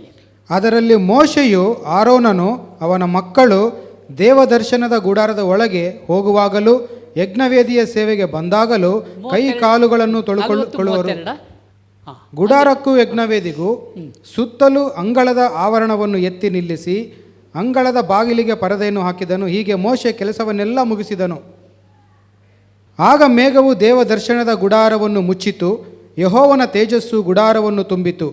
ಮೇಘವು ದೇವದರ್ಶನದ ಗುಡಾರದ ಮೇಲೆ ನೆಲೆಯಾಗಿರುವುದರಿಂದಲೂ ಯೆಹೋವನ ತೇಜಸ್ಸು ಗುಡಾರದ ಒಳಗೆ ತುಂಬಿರುವುದರಿಂದಲೂ ಮೋಶೆ ಗುಡಾರದಲ್ಲಿ ಹೋಗಲಾರದೆ ಇದ್ದನು. ಆ ಮೇಘವು ಗುಡಾರವನ್ನು ಬಿಟ್ಟು ಮೇಲಕ್ಕೆ ಹೋದಾಗ ಇಸ್ರಾಯೇಲರು ಮುಂದೆ ಪ್ರಯಾಣ ಮಾಡುವರು. ಆ ಮೇಘವು ಬಿಡದೇ ಇರುವಾಗ ಅದು ಬಿಡುವ ತನಕ ಪ್ರಯಾಣ ಮಾಡದೇ ಇರುವರು. ಇಸ್ರಾಯೇಲರ ಎಲ್ಲ ಪ್ರಯಾಣಗಳಲ್ಲಿಯೂ ಅವರ ಕಣ್ಣು ಮುಂದೆ ಹಗಲು ಹೊತ್ತಿನಲ್ಲಿ ಯೆಹೋವನ ಮೇಘವು ಗುಡಾರದ ಮೇಲೆ ಇತ್ತು. ರಾತ್ರಿ ವೇಳೆಯಲ್ಲಿ ಆ ಮೇಘದೊಳಗೆ ಅಗ್ನಿಯು ಪ್ರಕಾಶಿಸುತ್ತಾ ಇತ್ತು. Hallelujah, hallelujah. ಕುಲದಾರ ಶಂದರ ತುರ ಸಿಕ್ಕಿರಿದರದ ಕಂದುಲ ಓ ಕುರದಿನ ಶಕರದಿದಂತಲಂದರ ಕುಂದುರ ಓರ ಕರದಿದಿ ಶಕರದಿ. ಅನೇಕರು ನಮ್ಮ ದಿನವನ್ನು ಕಳೆದುಕೊಂಡಿದ್ದೇವೆ, ವೇಸ್ಟಾಗಿ ಮಾಡಿದ್ದೇವೆ. ಕುರದಾಕರದಿದಂತಾರೆ. ದೇವರು ಏನೋ ಒಂದು ಮಾಡಬೇಕು ಅಂತಿದ್ದಾರೆ ನಮ್ಮ ವ್ಯಕ್ತಿ ಜೀವಿತದಲ್ಲಿ, ಆದರೆ ಅದಕ್ಕೆ ನಾವು ಒಪ್ಪಿಗೆ ಕೊಡ್ತಾ ಇಲ್ಲ. ಕಂದಲ ಶರದ ಕಂದುಲ ಓರ ಕರದಿದೆ ಶಕ್ಕರದಿದಂತಾರೆ. ನಾನು ಅಪೇಕ್ಷೆ ಮಾಡಿದೆ, ಆದರೆ ನೀವು ನನಗೆ ಕೊಡಲಿಲ್ಲ. ಕುರದ ಕರದಿದ ಸಕ್ಕರದ ಕುರದ ಕರದಿದ ಎದುರು ನೋಡಿದೆ ಪ್ರತಿ ಸರಿತಿಯು, ಆದರೆ ನೀವು ಕೊಡಲಿಲ್ಲ. ಕುಂದುಲು ಶರದ ಕಂದುಲ ಓರ ಕರದಿದ ಸಾಕರದಿದಂತರ ಶಾಕರದಿದಂತರ. ನಿಮ್ಮ ಮುಂದೆ ನಾನು ಹೋಗಬೇಕೆಂದು ಪ್ರಯತ್ನಿಸಿದೆ, ಆದರೆ ನೀವು ನನ್ನ ಹಿಂದೆ ಬರಲಿಲ್ಲ. ಕುರುದ ಕಲಂದರ ಶಿಂದರ ತೋರ ಸಕರದಿಕರ ಜಾಕಲಾಂದರ ಓರಕ್ಕರ. ನಾನು ನನ್ನ ನಿರಾಶೆಗೊಳಪಡಿಸಿದೆಯೇ ನನ್ನ ಪ್ರಿಯ ಸ್ನೇಹಿತನೇ. ಕುರುದ ಕಂದುಲ ಶಕ್ಕರದಿದ ಈತಕ್ಕರ ಜಿರಂದಲಂದರ ಶುರುದ ಕಂದುಲ ಓರಕ್ಕರದಿದ ಸಕರದಿದಂತುಲಂದರ. Praise God, praise God, praise the Lord, praise the Lord. Hallelujah. ಕುಂದುರು ಶಕರದಿರಂತುಲ ಓರ ಕರದಿದೆ ಶಕರದಿದಿ ತುರ ಜಾಕಲದರಂದಲ ಶಕ್ಕರದ ಕರಂದುರ ಶಕ್ಕರದಿದಂತುರ. ಹಾಗಾದರೆ ಅವನು ದೇವರ ಮಾತನ್ನು ಕೇಳಿ ದೇವರು ಯಾವುದನ್ನು ಮಾಡು ಅಂತ ಹೇಳಿದ್ರು ಅವನು ಮಾಡಿದಾಗ ಆದದ್ದೇನಾಯಿತು? ಆ ಒಂದು ಇದರ ಮೇಲೆ ದೇವರ ಪ್ರಸನ್ನತೆ ಬಂತು. ಹಲ್ಲೆಲೂಯಾ. ಎಲ್ಲಿವರೆಗೆ ಅಂತಂದ್ರೆ ಜನರು ಒಳಗಡೆ ಹೋಗೋಕ್ಕಾಗಲಿಲ್ವಂತೆ ದೇವದರ್ಶನ ಕೂಡ. ಅಂದರೆ ಅಷ್ಟು ತುಂಬ ಹೋಗ್ಬಿಟ್ಟಿದೆ, ತುಂಬಿತು ದೇವರ ಪ್ರಸನ್ನತೆ. ಅದು ಶಾರ್ಟ್ ಕಟ್ ಮೆಥಡಲ್ಲಿ ಇಲ್ಲ. ಬರೀ ಹಾಡುಗಳನ್ನು ಹಾಡುವುದರಿಂದಲ್ಲ. ನನ್ನ ಸಹೋದರ ಸಹೋದರಿ ಬಹು ಅತ್ಯುತ್ತಮವಾದ ಹಾಡನ್ನು ಹಾಡಿದ. ಇಲ್ಲಿಗೆ ನಮ್ಮ ಜೀವಿತ ಮುಕ್ತಾಯವಾಗಲಿಲ್ಲ. ಇದು ಪ್ರಾರಂಭ. ಕಾರ್ಪೊರೇಟ್ ವರ್ಷಿಪ್ನಲ್ಲಾಗುವಂಥದ್ದು ವರ್ಷದ ಒಂದು ವಾರಕ್ಕೊಂದು ಸರ್ತಿ ನೀವು ಬಂದಾಗ ನಿಮ್ಮ ಹೃದಯದಲ್ಲಿ ಒಂದು ದೊಡ್ಡದಾದಂಥ ಉತ್ತೇಜನ, ಬೆಂಕಿಯನ್ನು ದೇವರು ಹೊತ್ತಿಸಿರ್ತಾರೆ. ಆ ಬೆಂಕಿಯು ಹತ್ತಿದಂಥ ಬೆಂಕಿ ಯಾವ ಕಾರಣಕ್ಕಾಗಿ ದುರ್ಬಲಗೊಳ್ಳದಂತೆ, ನಂದಿ ಹೋಗದಂತೆ ಪವಿತ್ರಾತ್ಮನ ನಂದಿಸಬೇಡ್ರಿ. ಕುಲಂದರ ಶಾಖರ ಇದು ಪ್ರಾರಂಭ. ಕಾರ್ಪೊರೇಟ್ ವರ್ಷಿಪ್ನಲ್ಲಾಗುವಂಥದ್ದು. ತೃಪ್ತಿ ಹೊಂದ್ಬಿಟ್ಟು ಹೋಗ್ಬಿಡಬೇಡಿ. ಇದು ಇಲ್ಲಿಂದ ಆಗಬೇಕು. ಹಸಿವೆಯನ್ನು ಹುಟ್ಟಿಸುವಂಥ ಜಾಗ ಕುಲಂದರ ಶಕ್ಕರದಿದ. ಈ ಹಸಿವೆಯನ್ನು ನೀವು ತೃಪ್ತಿಪಡಿಸಬೇಡಿ, ಮುಂದುವರಿಸಿರಿ ನಿಮ್ಮ ಮನೆಗಳಲ್ಲಿ. ಕುರಂದರ ಕುರದಾಕರದಿದಂತರ ಸಂಗಲ ತುರ. ಯೇಸು ಸ್ವಾಮಿನ ಒಂದು ಸತಿ ಅವ್ರ ಶಿಷ್ಯರೆಲ್ಲ ಆ ಸಮಾರ್ಯ ಸ್ತ್ರೀ ಅದು ಇದ್ದಾಗ ಬಾವಿದು ಪರಿಚಯ ಇದೆ ನಿಮಗೆ. ಅಲ್ಲಿ ಮಾತಾಡ್ತಾಯಿದ್ರು, ಏನೇನೋ ಮಾತಾಡಿದ್ರು, ಜೀವಕರವಾದಂತಹ ನೀರು ಅದು ಇದಂತ. ಮತ್ತು ಶಿಷ್ಯರು ಅಷ್ಟೇ ಊಟದ ಚಿಂತೆಯಿಂದ ಅವರೆಲ್ಲ ಊರೊಳಗೆ ಹೋಗಿದ್ದು. ಅಲ್ಲಿಂದ ಬಂದರು. ಅಯ್ಯೋ ನಮ್ಮ ದಣಿ ಏನಪ್ಪ ಮಾತಾಡ್ತಾನೆ ಇದ್ದಾರೆ, ಹಸಿವೆ ಆಗಿರಬೇಕು, ಬನ್ನಿ ಊಟ ಮಾಡೋಣ. ನನ್ನ ಆಹಾರ ಇದಲ್ಲ, ನನ್ನ ದೇವರ ಚಿತ್ತವನ್ನು ನೆರವೇರಿಸುವಂಥದ್ದು. ಅಂದರೆ ಯೇಸು ಸ್ವಾಮಿ ಊಟ ಮಾಡ್ತಿರ್ಲಿಲ್ವಾ? ಮಾಡ್ತಾಯಿದ್ರು. ಆದರೆ ಆ ಸಂದರ್ಭದಲ್ಲಿ ಬೇಕಾದದ್ದೇನು ಅಂದರೆ ದೇವರ. ಅದಕ್ಕಾಗಿ ಎದ್ದರೆ ಬಿದ್ದರೆ ಯೇಸು ಸ್ವಾಮಿ ಹೋಗ್ತಾಯಿದ್ರು. ಎಲ್ಲಿಗೆ? ಪ್ರಾರ್ಥನೆಗೆ, ದೇವರ ಸಂಪರ್ಕ. ದೇವರೇ ನೀನು ನನ್ನ ಜೊತೆಯಲ್ಲಿ ಇರಬೇಕು. ದೇವರೇ ಯೇಸು ಸ್ವಾಮಿನೇ ದೇವರು. ನರಾವತಾರದಲ್ಲಿ ಬಂದಾಗ ಆ ತಂದೆಯ ಮೇಲೆ ಎಷ್ಟರ ಮಟ್ಟಿಗೆ ಡಿಪೆಂಡೆನ್ಸಿ ಆತುಕೊಂಡಿದ್ದರು ಅಂತಾರೆ. ಪ್ರತಿಯೊಂದು ಸರ್ತಿಯೂ ಆ ದಿನಗಳಲ್ಲಿ ದೇವದರ್ಶನದ ಗುಡಾರಕ್ಕೆ ಹೇಗೆ ಮೋಶೆ ಓಡಿ ಹೋಗ್ತಾ ಇದ್ನೋ ಅದೇ ರೀತಿಯಾಗಿ ಯೇಸು ಸ್ವಾಮಿ ಈ ಲೋಕದಲ್ಲಿದ್ದಾಗಲೂ ಕೂಡ ಹಗಲು ರಾತ್ರಿ ಅರ್ಧರಾತ್ರಿ ಇಡೀ ರಾತ್ರಿ ಪ್ರಾರ್ಥನೆಯಲ್ಲಿ ಕಳೀತಿದ್ದಂಥ ದೇವರು ಅದನ್ನು ನನ್ನಿಂದ ನಿಮ್ಮಿಂದ ಅಪೇಕ್ಷೆ ಮಾಡ್ತಾರೆ. ನಗರದ ಪರಿವರ್ತನೆ, ದೇಶದ ಪ್ರಗತಿ ಇದು ನಿಮ್ಮ ಮೇಲದೆ. ಹೊತ್ತಿದಂಥ ಬೆಂಕಿಯನ್ನು ಯಾವ ಕಾರಣಕ್ಕಾಗಿಯೂ ದುರ್ಬಲಗೊಳ್ಳದಂತೆ ಎಚ್ಚರ ವಹಿಸೋಣ. ಹಲ್ಲೆಲೂಯಾ. ಮೋಶೆ ಆ ದಿನದಲ್ಲಾದಾಗ ಮೇಘದೊಳಗೆ ಅಗ್ನಿಯು ಪ್ರಕಾಶಿಸ್ತಿತ್ತು, ಅಷ್ಟೆಲ್ಲ ಮಾರ್ಗದರ್ಶನ ಸಿಗ್ತಾಯಿತ್ತು. ಆಮೇಲೆ ಏನಾಯಿತು? ದೇವರು ಹೇಳ್ತಿದ್ರು, ಆಯಿತು ಇನ್ನು 3 ದಿನದಲ್ಲಿ ನೀವು ಈ ಜಾಗವನ್ನು ಟೆಂಟೆಲ್ಲ ಕಿತ್ಬಿಟ್ರಪ್ಪ, ಅಲ್ಲೋಗೋಣ ಮುಂದೆ. ಆವಾಗ ಈ ದೇವರಿಗೆ ಈಸ್ ಎ ಪರ್ಫೆಕ್ಟ್ ಪ್ಲ್ಯಾನ್, ಭಾಳ ಚಂದದಲ್ಲಿ ಪ್ಲ್ಯಾನ್ ಮಾಡುವಂಥ ದೇವರು. ಅವ್ರು ಹೇಳಿದಾಗ ಮಾಡಿದ್ರು ಅಂತಂದ್ರೆ ನಾವು ಸೇರಬೇಕಾದಂಥ ಜಾಗವನ್ನು ಸೇರ್ತೇವೆ. ನಮ್ಮ ಮಕ್ಕಳ ಕುರಿತಾಗಿ ಆಗಲಿ ಮತ್ತೊಂದೇ ಆಗಲಿ ಏನೆಲ್ಲ ಯೋಚನೆಗಳು ಬರ್ತದೆ. ಹೌದು, ಯೋಚನೆ ಮಾಡಬಾರ್ದಾ? ಮಾಡಬೇಕು. ಮಾಡದೇ ಇದ್ದರೆ ಜವಾಬ್ದಾರಿ ಇರಲ್ಲ. ಸೊಲೊಮೋನ ಅಂತ ಹೇಳಿದ, ಇರುವೆಗಳನ್ನು ನೋಡಿ ಕಲ್ತ್ಕೊಳ್ರಿ. ಏನಂತೆ? ನೀವು ಶೇಖರಿಸಿಡಬೇಕಾದಂತೆ ಯಾವಾಗ? ಮಳೆಗಾಲದಲ್ಲಿ ಅಲ್ಲ. ಇರುವೆ ನೋಡ್ರಿ ಅದೇನು ಮಾಡ್ತದೆ, ಇನ್ನೂ ಈ ಮಳೆ ಮೋಡ ಬರ್ತಾಯಿದೆ ಅಂತ ಆಗಲೇ ಹೋಗಿ ಆಹಾರ ತೆಗೆದುಕೊಂಡು ತನ್ನ ಗೂಡಲ್ಲಿ ಇಟ್ಕೊಂಡು ಬಿಡ್ತದೆ, ಶೇಖರಿಸಿಟ್ಕೊಳ್ತದೆ. ಅದಕ್ಕೆ ಅಷ್ಟು ಜ್ಞಾನ ಇದೆ, ನಿಮಗಿಲ್ವಾ? ಹಣ ಸಂಗ್ರಹ ಅಂತ ಬಗ್ಗೆ ನಾನು ಮಾತಾಡ್ತಿಲ್ಲ.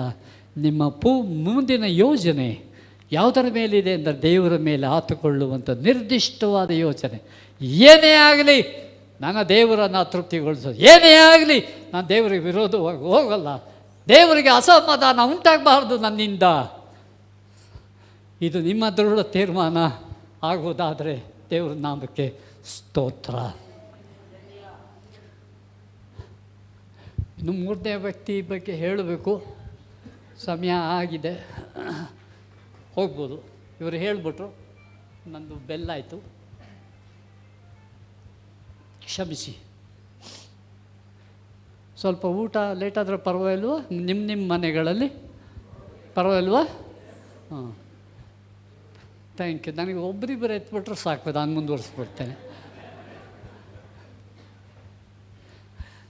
ನಾನು ಹೇಳ್ತಾ ಇದ್ದೆ, ಆಂಧ್ರದ ನಾನು ಎಲ್ಲ ಒಂದು ಕಡೆಯಿಂದ ಮದ್ರಾಸಿಂದ ಇದಕ್ಕೆ ವಿಜಯವಾಡಕ್ಕೆ ಹೋಗ್ತಾಯಿದ್ದೆ, ಟ್ರೈನ್ನಲ್ಲಿ ಹೋಗ್ತಾಯಿದ್ದೆ, ಬೈಬಲ್ ಓದ್ತಾ ಇದ್ದೆ. ಯಾರೊಬ್ಬರು ನೋಡಿದ್ರು, ಸರ್ ನೀವು ಸೇವಕರಾ ಅಂದರು. ಹೌದೌದು. ಆ ಟ್ರೈನ್ ಅವರು ಕೂಡ ಬರ್ತಾಯಿದ್ರು. ಸರ್ ನಮ್ಮ ಸಭೆಯಲ್ಲಿ ಪ್ರಸಂಗ ಮಾಡ್ತೀರಾ ಅಂದರು. ನಾವು ಇನ್ನೂ ಅಲ್ಲೇ ಪರಿಚಯ, 5 ನಿಮಿಷದ ಪರಿಚಯ. ನಾನು ಹೇಳಿದೆ, ನಾನೀಗ ವಿಜಯವಾಡ ಸೇರೋದು ರಾತ್ರಿ 9:30 10 ಗಂಟೆ. ಹೋಟೆಲ್ನಲ್ಲಿ ಇದ್ದೇನೆ, ನಾನು ಕೆಲಸದಲ್ಲಿದ್ದೆ ಆವಾಗ, ಕೇಂದ್ರ ಸರ್ಕಾರದಲ್ಲಿ ಇದೆ. ನೋಡ್ರಿ, ನಾನು ಉದ್ಯೋಗದಲ್ಲಿ ಬಂದಿದ್ದೇನೆ, ಆದ್ದರಿಂದ ನನ್ನ ಸಮಯ ಯಾವುದಕ್ಕೆ ಫಸ್ಟು, ಆಮೇಲೆ ನೆಕ್ಸ್ಟ್ ಇದು ರಜಾ ದಿನಗಳು ಅಂತಂದರೆ. ಸರ್ ನೀವು ಅಂದರೆ ಈಗ ಅರೇಂಜ್ ಮಾಡಿಬಿಡ್ತೀನಿ ಅಂದರು. ಎಷ್ಟೋವಾಗ ಹೇಳಿದ್ರು, ಯಾವಾಗ? 10 ಗಂಟೆಗೆ ನಿಮಗೆ ಸುಸ್ತಾಗ್ದಿದ್ರೆ ಒಂದು ಸ್ವಲ್ಪ ಹೋಟೆಲಲ್ಲಿ ಫ್ರೆಶ್ ಮಾಡಿ ಬನ್ನಿ ಅಂತಂದರು. ನನಗೆ ಹೆದರಿಕೆ ಆಯಿತು, ಏನಪ್ಪ ರಾತ್ರಿ 10 ಗಂಟೆಗೆ ಸೇರಿ ಕರೀತಾ ಇದ್ದಾರಲ್ಲ ಪ್ರಸಂಗ ಮಾಡೋಕ್ಕೆ. ಹೋಗಿ ಹೋಟೆಲ್ನಲ್ಲಿ ಹೋಗಿ ರೆಡಿಯಾಗಿ ಬಂದೆ. ಅಲ್ಲಿ ಹೋದರೆ ಆ ದೂರದಿಂದನೇ ಹಾಡುಗಳು ಕೇಳಿಸ್ತಾ ಇದೆ. ಓಹೋ ಯಾರಪ್ಪ ಅಂತ ಅಲ್ಲಿ ನೋಡೋದು ಅಂತಂದರೆ ಎಲ್ಲ ಆ ಕಡೆದೆಲ್ಲ ಒಂದು ಸ್ವಲ್ಪ ಗುಡಿಸಲು ಥರ ಇರುತ್ತೆ. ಗುಡಿಸಲಲ್ಲ, ಅದೊಂದು ಟ್ಯಾಚಡ್ ರೂಫ್ ಇರ್ತದೆ. ಅಲ್ಲಿ ಒಂದು 80 ಜನ ಸೇರಿಬಿಟ್ಟಿದ್ದಾರೆ. ನಾವು ಟ್ರೈನಲ್ಲಿ ಇಳಿದು ಅಲ್ಲಿ ಹೋಗೋಷ್ಟರಲ್ಲಿ ಕೇಳಿದೆ, ಏನು 10 ಗಂಟೆಗೆ ಸೇರ್ತಾ ಇದ್ದೀವಿ, ನಾನು ಸುಸ್ತಾಗಿದ್ದೀನಿ, ಎಷ್ಟು ನಿಮಿಷ ಮಾತಾಡ್ಬೋದು? ಅವರು ಹೇಳಿದ್ರು,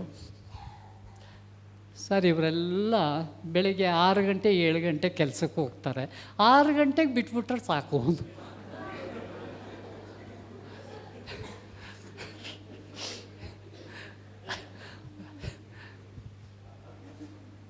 ಆಮೇಲೆ ಕ್ಲಾಪ್ ಹೊಡಿತಾರೆ, ಪ್ರಸಂಗ ಮಾಡುವ ಕ್ಲಾಪು. ನಾನು ಇದೇನಪ್ಪ ಇದು ಈ ಥರದ್ದು ನಾನು ಎಲ್ಲೂ ಕೇಳಿಲ್ಲ, ಎಷ್ಟು ಸೈಲೆಂಟಾಗಿ. ಇಲ್ಲ ಸರ್, ಇಲ್ಲಿ ಸೊಳ್ಳೆ ಕಾಟ ಜಾಸ್ತಿ ಇದೆ, ಸೊಳ್ಳೆ ಹೊಡಿತಾರೆ, ಅದು ನಿಮ್ಗೆ ಕ್ಲಾಪ್ ಥರ ಕೇಳಿಸ್ತದೆ ಅಂದರು. ಓಹೋ ಹೋ ಹೋ, ಇದು ಭಾಳ ಪ್ರತ್ಯೇಕವಾದಂಥ ಜನ ಇವರು ಅಂತ ಅಂದ್ಕೊಂಡು ಅಲ್ಲಿ ಪ್ರಸಂಗ ಮಾಡಿದೆ. ಸ್ವಲ್ಪ ಹೊತ್ತು ಅಷ್ಟೆ. ಅದೇ ಥರ ನಿಮ್ಮನ್ನು ಬಿಡ್ತೇನೆ ನಾನು, ಆದರೆ ಗ್ಯಾರಂಟಿ ಕೊಡೋಣ.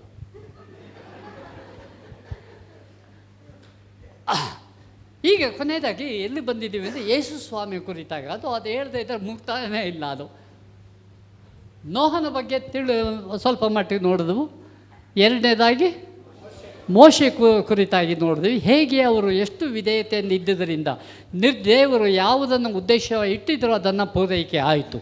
ಯೇಸು ಸ್ವಾಮಿದು ಈ ಲೋಕದಲ್ಲಿ ಬರುವಂಥ ಅವಶ್ಯಕತೆ ಏನು ಅಂತಂದರೆ ನಿಮ್ಮ ಪಾಪಗಳನ್ನು ನಿವಾರಣೆ ಮಾಡೋದಕ್ಕಾಗಿ ಅನೇಕ ಉದ್ದೇಶಗಳಿದೆ. ಅದನ್ನು ನಾನು ಕೈ ಹಾಕ್ತಾ ಇಲ್ಲ. ಅದು ಈ ರೀತಿಯಾಗಿ ಯೇಸು ಸ್ವಾಮಿ ನಿರ್ದಿಷ್ಟವಾದ ಯೋಚನೆಯಿಂದ ಈ ಲೋಕಕ್ಕೆ ಬಂದು ತನ್ನ ಪ್ರಾಣಾರ್ಪಣೆಯನ್ನು ಮಾಡುವುದಕ್ಕೆ ಇನ್ನೂ ಪ್ರತಿ ದಿವಸದಲ್ಲಿಯೂ ಕೂಡ ಅನೇಕ ಕಡೆಗಳಲ್ಲಿ ಹೇಳ್ತದೆ, ದೇವರಿಂದನೇ ಒಂದು ಸರ್ಟಿಫಿಕೇಟ್. 30 ವರ್ಷ ಸೇವೆ ಇಲ್ಲ ಯೇಸು ಸ್ವಾಮಿದು. ಹುಟ್ಟಿದ ದಿನದಿಂದ 30 ವರ್ಷ ಏನಿದ್ರು ಅಲ್ಲಿಂದ 3.5 ವರ್ಷ ಮಾತ್ರ ದೇವರ ಸೇವೆ ಮಾಡಿದ್ದಾತ. 3.5 ವರ್ಷದಲ್ಲೇ ಅದನ್ನು ನಾವು ತಿಂದು ಯೋಚನೆ ಮಾಡಿ ಜೀರ್ಣಿಸ್ಕೊಳ್ಳೋಕ್ಕಾಗ್ತಾ ಇಲ್ಲ. ಅಂತಹ ಪವಾಡಗಳನ್ನು ದೇವರು ಮಾಡಿದರು ಯೇಸು ಸ್ವಾಮಿ. ಹಲ್ಲೆಲೂಯಾ. ಒಂದು ಕಡೆಯಲ್ಲಿ ಹೇಳ್ತಾರೆ ಮತ್ತಾಯ 3ನೇ ಅಧ್ಯಾಯ 17ನೇ ವಾಕ್ಯ, ಅದರಲ್ಲಿ ದೇವರು ನುಡಿಯುವಂಥದ್ದು ಯೇಸುವಿನ ಕುರಿತಾಗಿ 3:17. ಆಗ ಈತನು ಪ್ರಿಯನಾಗಿರುವ ನನ್ನ ಮಗನು, ಈತನನ್ನು ನಾನು ಮೆಚ್ಚಿದ್ದೇನೆ ಎಂದು ಆಕಾಶವಾಣಿ ಆಯಿತು. ದೇವರೇ ಸರ್ಟಿಫಿಕೇಟ್ ಕೊಟ್ಟುಬಿಟ್ರು. 30 ವರ್ಷ ಗುಪ್ತವಾದಂಥದ್ದು ಬೈಬಲ್ನಲ್ಲಿ ಇಲ್ಲ. ಎಲ್ಲಿದ್ದರು ಅಂತ ದೇವರು ನೋಡ್ತಾ ಇದ್ದರು. ಯೇಸು ಸ್ವಾಮಿಯ ಜೀವನ ಬೆಳಗ್ಗೆ ಹೇಳೋದೇ ಆಗಲಿ ಇದಾಗಲಿ ದೇವರ ಸಂಪರ್ಕ ಇದನ್ನು ನೋಡ್ಕೊಂಡಾದ್ಮೇಲೆ ಎಂಥ ಒಂದು ಈತನು ಪ್ರಿಯನಾಗಿರುವ ನನ್ನ ಮಗನ, ಅಲ್ಲೇ ಮಗನ ಅಷ್ಟೇ ಅಲ್ಲ, ಇಲ್ಲಿ ಮಗನಾಗಿ ನಾನು ಕಳಿಸ್ಕೊಟ್ಟಿದ್ದೇನೆ. ದೇವರೇ ನನ್ನ ಜೊತೆಗಾರನೇ, ಈತನನ್ನು ನಾನು ಮೆಚ್ಚಿದ್ದೇನೆ. ಹಾಗಾದರೆ ಜವಾಬ್ದಾರಿಯನ್ನು ಕೊಟ್ಟಾಗ ಮೆಚ್ಚುವಂಥದ್ದು ದೇವರಿಂದ ಮುಖ್ಯ. ಕುಲಂದರ ಶಕ್ಕರ ದಿನಂತುಲಂದರ. ದೇವರು ನಿಮ್ಮ ಕುರಿತಾಗಿ ಹೇಳ್ತಾ ನಾವು ತೃಪ್ತಿ ಆಗ್ತದ ಒಂದು ವಾಕ್ಯವನ್ನು ಓದಿದ ನಂತರದಲ್ಲಿ ಮಾಡಬೇಕು. ಇವತ್ತು ವಾಕ್ಯವನ್ನು 1 ಅಧ್ಯಾಯ ಓದ್ಬಿಟ್ಟೆ, 2 ಅಧ್ಯಾಯ ಓದ್ಬಿಟ್ಟೆ, ಅಥವಾ ಇಷ್ಟು ಓದ್ಬಿಟ್ಟೆ, ಒಂದು ತೃಪ್ತಿ. ನೀರು ಕುಡಿದಾಗ ಯಾವ ರೀತಿಯಾಗಿ ತೃಪ್ತಿ ನಮ್ಮ ಜೀವಿತದಲ್ಲಿ ಉಂಟಾಗ್ತದೆ, ಹಾಗೆ ವಾಕ್ಯವನ್ನು ಓದಿದಾಗ ಅದು ಜೀವಕರವಾದಂಥ ವಾಕ್ಯ ಮಾತುಗಳು ಅಂತ ದೇವರು ಜೀವದಿಂದ ಏನಾಗ್ತದೆ, ಹೊಟ್ಟೆಗಳಿಂದ ಹರಿತದಂತೆ ಜೀವಕರವಾದಂತಹ ಬುಗ್ಗೆ. ಹಲ್ಲೆಲೂಯಾ. 5ನೇ ಅಧ್ಯಾಯ 36ನೇ ವಾಕ್ಯದ 2ನೇ ಭಾಗವನ್ನು ನೋಡೋಣ. 5:36 ಕೊನೆಯ ಭಾಗ. ನಾನಂತೂ ಯೆಹೋವನ ಸಾಕ್ಷಿಗಿಂತ ಹೆಚ್ಚಿನ ಸಾಕ್ಷಿ ಉಂಟು. ಹೇಗೆಂದರೆ ಪೂರೈಸುವುದಕ್ಕೆ ತಂದೆ ನನಗೆ ಕೊಟ್ಟಿರುವ ಕೆಲಸಗಳು ಅಂದರೂ ನಾನು ಮಾಡುವ ಕೆಲಸಗಳೇ ತಂದೆಯು ನನ್ನನ್ನು ಕಳುಹಿಸಿಕೊಟ್ಟದೆಂಬುದಾಗಿ ನನ್ನ ವಿಷಯದಲ್ಲಿ ಸಾಕ್ಷಿ ಕೊಡ್ತಾರೆ. ನೋಡಿದ್ರ ಯೇಸು ಸ್ವಾಮಿ ಬಂದದ್ದು ಇಲ್ಲಿ ಏನೋ ಜನರೊಂದಿಗೆ ಮಾನ ಮರ್ಯಾದೆಯನ್ನು ಹೊಂದುವುದಕ್ಕಾಗಿ ಅಲ್ಲ, ಆರಾಧನೆ ಹೊಂದುವುದಕ್ಕಾಗಿ ಅಲ್ಲ. ಆತನು ಬಂದಂಥದ್ದು ತನ್ನ ತಂದೆ ಏನು ಹೇಳಿದ್ದಾರೆ ಅದನ್ನು ನೆರವೇರಿಸುವಂಥದ್ದು ಆತನ ಪ್ರಥಮ ಗುರಿ, ಆತನ ಹತ್ತಿದ್ದದ್ದು. ಹಲ್ಲೆಲೂಯಾ. ನೋಡೋಣ, ಭಾಳ ಸಂಕ್ಷಿಪ್ತವಾಗಿ ಹೇಳ್ತಾ ಇದ್ದೇನೆ. ಯೋಹಾನ 17:4 ಮಾಡಬೇಕೆಂದು ನೀನು ನನಗೆ ಕೊಟ್ಟ ಕೆಲಸವನ್ನು ನಾನು ನೆರವೇರಿಸಿ ನಿನ್ನನ್ನು ಭೂಲೋಕದಲ್ಲಿ ಮಹಿಮೆಪಡಿಸಿದೆನು. ನೋಡಿದ್ರ 3.5 ವರ್ಷ ಸೇವಾ ಜೀವಿತವನ್ನು ನಡೆಸಿದ ಮೇಲೆ ಮಾಡಬೇಕೆಂದು ನೀನು ನನಗೆ ಕೊಟ್ಟ ಕೆಲಸವನ್ನು ತಂದೆಯೇ ನಾನು ನೆರವೇರಿಸಿ ನಿನ್ನನ್ನು ಭೂಲೋಕದಲ್ಲಿ ಮಹಿಮೆಪಡಿಸಿದೆನು. ನಮ್ಮ ಜೀವಿತದಲ್ಲಿ ಬೇಕಾದದ್ದು ಎಷ್ಟು ಹಣವನ್ನು ಬ್ಯಾಂಕ್ನಲ್ಲಿ ಇಟ್ಟಿದ್ದೀರಿ ದೇವ್ರ ಲೆಕ್ಕ ಕೇಳೋದಲ್ಲ. ಚೀಫ್ ಇಂಜಿನಿಯರ್ ಆಗಿದ್ದೀರಾ, ನಾನು ಆಗಬೇಕಾಗಿತ್ತು, ಅದನ್ನು ಕೇಳ್ತಾ ಇಲ್ಲ. ನೀನಿದ್ದಂಥ ದಿನಗಳಲ್ಲಿ ನೀನು ನನ್ನನ್ನು ಮಹಿಮೆ ಪಡಿಸಿದ್ದೀಯಾ, ನಾನು ಇದರಲ್ಲಿ ಸಂತೋಷಪಟ್ಟಿದ್ದೇನಾ? ದೇವರು ನೋಡುವ ವಿಧಾನ ಬೇರೆ, ನಾವು ನೋಡುವಂಥ ವಿಧಾನ ಬೇರೆ. ಆತನು ಹೇಳುವಂಥ ನಾನು ಕಾರ್ಯವನ್ನು ಪೂರೈಕೆ ಮಾಡಿದೆ. ಇದರ ನಿಮಿತ್ತವಾಗಿ ಯೋಹಾನ 5ನೇ ಅಧ್ಯಾಯದಲ್ಲಿ ಇನ್ನೂ ಈ ಫಿಲಿಪಿಯಲ್ಲಿ ಬರ್ತದೆ, ಅದನ್ನ ಓದ್ತಾ ಇಲ್ಲ. ಆತನಿಗೆ ಈ ಜೀವಿತವನ್ನು ನಡೆಸಿದ್ದಕ್ಕಾಗಿ ದೇವರು ಹೇಳ್ತಾರೆ ಆತನನ್ನು ಉನ್ನತ ಸ್ಥಾನದಲ್ಲಿ ಆತನು ಹೇರಿಸಿದ. ಈ ವಿಧೇಯತೆಯಲ್ಲಿ ದೇವರಾದಾಗಿಯೂ ಕೂಡ ತನ್ನ ಮರಣ ಮತ್ತು ಪುನರುತ್ಥಾನದ ಮೂಲಕವಾಗಿ ದೇವರು ಕೊಟ್ಟಂಥ ಸ್ಥಾನ. ಆಯಿತು ಯೇಸುವೆ, ನನ್ನ ಜೊತೆಗಾರನೇ, ನೀನು ಈ ದಿನದಲ್ಲಿ ನಿನ್ನನ್ನು ಉನ್ನತ ಸ್ಥಾನದಲ್ಲಿಟ್ಟಿದ್ದೇನೆ. ಈ ಹೆಸರಿನ ಮುಂದೆ ಪ್ರತಿ ಒಂದೊಂದು ಶಕ್ತಿ ಅಡ್ಡ ಬೀಳ್ತದೆ. Hallelujah, hallelujah. ಅಡ್ಡ ಬೀಳಿಸುವಂಥ ಕಾರ್ಯ ನಾವಲ್ಲ, ದೇವರು ಮಾಡ್ತಾರೆ. ನಾನು ನೀವು ಇಂತಹ ಕ್ರಿಸ್ತನಂದ ಆಡಳಿತವಾದಂಥ ಜೀವಿತವನ್ನು ನಡೆಸುವಾಗ, ದೇವರ ಮಾಡಿರ್ತಕ್ಕಂಥ ಕಾರ್ಯಗಳ ಪರಿಚಯ ನಮಗೆ ಆದಾಗ, ಆ ಮಾರ್ಗದಲ್ಲಿ ನಡೆಯುವಾಗ ಮತ್ತು ದೇವರನ್ನು ಪ್ರಾರ್ಥನೆಯಲ್ಲಿ ಇಟ್ಟು ನಾವು ಕೇಳುವಾಗ, ದೇವರೇ ನಮ್ಮ ನಗರದ ಪರಿವರ್ತನೆ ಆಗಬೇಕು, ನಮ್ಮ ದೇಶದ ಮೇಲೆ ಪ್ರಭಾವವನ್ನು ಬೀರಬೇಕು ದೇವರೇ, ಈ ಸಭೆ ಮಿಕ್ಕಿತರ ಸಭೆಗಳು ಸೇರಿಕೊಂಡು ಅಂತ ನೀವು ಕೇಳಿದರೆ ಏನು ಮಾಡ್ತಾರೆ ಗೊತ್ತಾ? ಮಾರ್ಕ 16:17 ಹೇಳುವ ರೀತಿಯಲ್ಲಿ ನಾನು ನಿಮಗೆ ಅಧಿಕಾರವನ್ನು ಕೊಡ್ತೇನೆ. ಹಲ್ಲೆಲೂಯ. ಸಭೆ ಈ ದಿನದಲ್ಲಿ ಮಾಡಬೇಕಾದದ್ದು ದೇವರು ಅಪೂರ್ಣವಾದ ಕಾರ್ಯ ಅಲ್ಲ, ದೇವರು ಪೂರ್ಣ ಮಾಡಿದ ಕಾರ್ಯವನ್ನು ನಾವು ಪುನರುಚ್ಚಿಸ್ತೇವೆ. ಏನಂತ? ದುರಾತ್ಮಕ್ಕೆ ಹೋಗುವ ಈಗ ನಾವು ನನ್ನ ಹೆಸರಿನಲ್ಲ ದುರಾತ್ಮ, ರೋಗ ನನ್ನ ಹೆಸರಿನಲ್ಲಿ ಅಲ್ಲ, ಯೇಸುವಿನ ಹೆಸರಿನಲ್ಲಿ ನೀನು ಬಿಟ್ಟು ತೊಲಗು. ಯೇಸುವಿನ ಹೆಸರಿನಲ್ಲಿ ಬಿಟ್ಟು ತೊಲಗು. ನೀನು ವಾಕ್ಯ ಹೇಳ್ತದೆ ನೀನು ಅಡ್ಡ ಬೀಳಬೇಕು ಅಂತ, ಆದ್ದರಿಂದ ಅಡ್ಡ ಬೀಳಬೇಕು. ದೇವರು ಕೊಟ್ಟಿರುವಂಥ ಸಕಲ ವಿಧವಾದಂಥ ಆಶೀರ್ವಾದ, ಅಧಿಕಾರ, ದೇವರು ಆತನು ಈ ಲೋಕದಲ್ಲಿದ್ದಾಗ ಅಧಿಕಾರ ನನ್ನ ತಂದೆ ನನಗೆ ಕೊಟ್ಟಿದ್ದಾರೆ. ಹಲ್ಲೆಲೂಯ. ಯಾವ ಅಧಿಕಾರದಿಂದ ಮಾಡ್ತೀ ಅಂತ ಕೇಳಿದ್ರು. ಆಗ ಯೇಸು ಸ್ವಾಮಿ ಹೇಳಿದ್ರು, ಯಾವ ಅಧಿಕಾರ? ನನ್ನ ತಂದೆಯಿಂದ ನಾನು ಅಧಿಕಾರವನ್ನು ಹೊಂದಿದ್ದೇನೆ. ನಿಖಂದಲ ಶರದ ಕಂದುಲ. ನಿಮ್ಮ ದೈನಂದಿನ ಜೀವಿತದಲ್ಲಿ, ನಿಮ್ಮ ನೆರೆಹೊರೆಯವರಲ್ಲಿ, ನಿಮ್ಮ ಸಹೋದ್ಯೋಗಿಗಳಲ್ಲಿ ಯಾರಾದರೂ ಕೂಡ ಇಂತಹ ರೋಗ ರುಜಿನಗಳಲ್ಲಿ ಇರುವಾಗ ನೀವು ಪ್ರಾರ್ಥನೆ ಮಾಡಿರಿ. ಅವ್ರ ಹತ್ರನೇ ಅಲ್ಲ, ಅದಕ್ಕೆ ಮುಂಚೆ ನೀವು ಪ್ರಾರ್ಥನೆ ಮಾಡಿರಿ ಏಕಾಗ್ರತೆಯಲ್ಲಿ. ದೇವರೇ, ಇಂಥವ್ರು ಇದ್ದಾರಪ್ಪ, ನನ್ನನ್ನು ಉಪಯೋಗ ಮಾಡು ನನ್ನ ದೇವರೇ. ಆ ದಿನದಲ್ಲಿ ನೀನು ಬಂದಂಥದ್ದು ಕುರದ ಕಂದುಲ ಶಕರದಿದಂಥವ್ರು ಸೆರೆಯಿಂದ ಬಿಡುಗಡೆ ಮಾಡೋದಕ್ಕೆ, ರೋಗಿಗಳಿಗೆ ಮಾಡೋದಕ್ಕೆ, ನೊಗವನ್ನು ಕಳಚೋದಕ್ಕಾಗಿ ನೀನು ಬಂದಿಯಲ್ಲ, ಅದೇ ರೀತಿಯಾಗಿ ನನ್ನ ಮೂಲಕವಾಗಿ ಆ ಕಾರ್ಯಗಳು ಆಗಲಿ ದೇವರೇ ಅಂತ ಮೊದಲು ನಿಮ್ಮ ಸರೆಂಡರ್ಡ್ ಲೈಫ್ ದೇವರಿಗೆ ಸಮರ್ಪಣೆ ಮಾಡುವಂಥದ್ದು. 6 ಪ್ರಾಮುಖ್ಯವಾದಂಥ ವಿಚಾರ 12, 15 ಆಗಿ ಹೋಯಿತು. ಕೆಲವು ಮುಖ್ಯವಾದಂಥ ಅಂಶಗಳನ್ನು ಓದಿಬಿಡುತ್ತೇನೆ ಅಷ್ಟೇ. ಏನು ಬೇಕು? ಇಷ್ಟು ಸಾರಾಂಶವನ್ನು ನಾವು ನೋಡುವಾಗ ನಮಗೆ ಬೇಕಾದದ್ದು ರೈಚಿಯಸ್ ಲೈಫ್, ನೀತಿಯ ಜೀವಿತ. ಪದವಿಯನ್ನು ಕೊಟ್ಟಿದ್ದಾರೆ. ನೀತಿಯ ಜೀವಿತದಲ್ಲಿ ನಾನು ಮುಂದುವರಿತಾ ಇದ್ದೇನಾ? ಪರಿಶೋಧನೆ. ಎರಡನೇದಾಗಿ ದೇವರ ಪರ್ಪಸ್, ದೇವರ ಉದ್ದೇಶ ನಿಮ್ಮ ಜೀವಿತ, ನಿಮ್ಮ ಮೂಲಕವಾಗಿ ದೇವರು ಯಾವುದನ್ನು ವಹಿಸ್ತಾರೆ ನಿಮಗೆ. ನೋಹನ ರೀತಿಯಲ್ಲಿ ನಮಗೆ ಕೊಡದೇ ಇರಬಹುದು, ಅಥವಾ ಮೋಶೆಗೆ ಕೊಟ್ಟಂಥ ಜವಾಬ್ದಾರಿ ಇಲ್ಲದೇ ಇರಬಹುದು. ನಮ್ಮ ಮನೆಗಳನ್ನು ಕರೆದೊಯ್ಯುವಂಥ ಜವಾಬ್ದಾರಿ ನಿಮ್ಮದಿದೆ. 20 ಲಕ್ಷ ಅಲ್ದಿದ್ದರೂ 4 ಜನನೇ ಇರ್ಬೋದು. ಕರೆದೊಯ್ಯುವಂಥ ಜವಾಬ್ದಾರಿ ನಿಮ್ಮ ಪ್ರಯಾರಿಟಿ ನಿಮ್ಮ ಕುಟುಂಬದಲ್ಲಿ ಇರಬೇಕು. Listening to what God is interesting. ದೇವರು ಏನು ವಹಿಸ್ತಿದ್ದಾರೆ. ಮೂರನೇದಾಗಿ ಸರೆಂಡರ್ಡ್ ಲೈಫ್. ಪ್ರತಿಯೊಂದು ವಿಚಾರದಲ್ಲಿಯೂ ದೇವರೇ, ಈ ವಾಕ್ಯಕ್ಕನುಸಾರವಾಗಿ ನೀನು ನನ್ನೊಂದಿಗೆ ಮಾತನಾಡಿದ ಪ್ರಕಾರದಲ್ಲಿ ನಾನು ಮಾಡ್ತೇನೆ, ಒಪ್ಪಿಗೆ ಕೊಡ್ತೇನೆ. ನಾನು ದೇಹ, ಆತ್ಮ, ಪ್ರಾಣ ನಾನು ಒಪ್ಪಿಸಿಕೊಡ್ತೇನೆ ಭರವಸೆಯಿಂದ. ದೇವರೇ, ನೀನು ನನ್ನ ಜೀವಿತದಲ್ಲಿ ಆಡಳಿತ ಮಾಡಪ್ಪ. ನಾನು ಇನ್ನು ಮೇಲೆ ಜೀವಿಸೋದಿಲ್ಲ, ನೀನು ನನ್ನಲ್ಲಿ ಜೀವಿಸು. ಹಲ್ಲೆಲೂಯ. 4ನೇದಾಗಿ ಸೆನ್ಸಿಟಿವಿಟಿ, ಸೂಕ್ಷ್ಮತೆ. ನೋಹನು ಹಾಗೇ ನೋಡಿದ ಪ್ರತಿ ದಿವಸ. ಮೋಶೆಯು ಕೂಡ ಅದೇ ರೀತಿಯಾಗಿ ಪ್ರತಿ ದಿವಸದಲ್ಲಿ ದೇವರನ್ನು ನೋಡಿದರು. ಮಾರ್ಗ ತಪ್ಪಿ ಹೋಗಿಬಿಡ್ತೇನಾ? ಇವರಿಗೆ ಸರಿಯಾದ ಮಾರ್ಗದರ್ಶನ ಕೊಡಲಿಕ್ಕೆ ನಾನು ಶಕ್ತನಾಗಿದ್ದೇನಾ? ನನಗೆ ಗೊತ್ತಿಲ್ಲ ದೇವರೇ, ನೀನು ತಿಳಿಸ್ಕೊಡು. ಈ ಒಂದು ರೀತಿಯ ಅವಲಂಬನೆ ಮೂಲಕವಾಗಿ ಸೆನ್ಸಿಟಿವಿಟಿ, ಸೂಕ್ಷ್ಮತೆ ದೇವರೊಂದಿಗೆ. ತಪ್ಪುವಂಥದ್ದು ಬೇಕಾದಲ್ಲಿ ತಪ್ಪದೇ ಇರತಕ್ಕಂಥ ನಮ್ಗೆ ಅಗೋಚರವಾದಂಥ ಪಾಪಗಳು ಆಗಬಹುದು, ಅಗೋಚರವಾದಂಥದ್ದು. ಆದರೆ ಗೊತ್ತಿದ್ದು ಪಾಪ ಮಾಡದಂತೆ ನನ್ನನ್ನು ಕರುಣಿಸು ಅಂತ ದಾವೀದನ ಪ್ರಾರ್ಥನೆ ಮಾಡಿದ್ದ. ನಮ್ಮ ಜೀವಿತ ಹಾಗಿರಬೇಕು. ದೇವರೇ, ಪಾಪನೇ ಮಾಡದಂತೆ, ರೋಮಾಯ 6ನೇ ಅಧ್ಯಾಯ 14ನೇ ವಾಕ್ಯದಲ್ಲಿ ಹೇಳ್ತದೆ, ಪಾಪವು ನಿಮ್ಮ ಮೇಲೆ ಅಧಿಕಾರ ನಡೆಸದು. ಅದು ಬಂದ್ಬಿಡ್ತು, ನಾನು ಮಾಡಿಬಿಟ್ಟೆ. ಎಲ್ಲ ಸುಳ್ಳುಗಾರರು ನಾವು. ವಾಕ್ಯ ಏನು ಹೇಳ್ತದೆ? ಪಾಪ ನಿಮ್ಮ ಮೇಲೆ ಅಧಿಕಾರ ಮಾಡೋದಕ್ಕೆ ಸಾಧ್ಯ ಇಲ್ಲ. ಅದು ನಿಮ್ಮ ಫುಟ್ ಮ್ಯಾಟ್ ಅಷ್ಟೇ.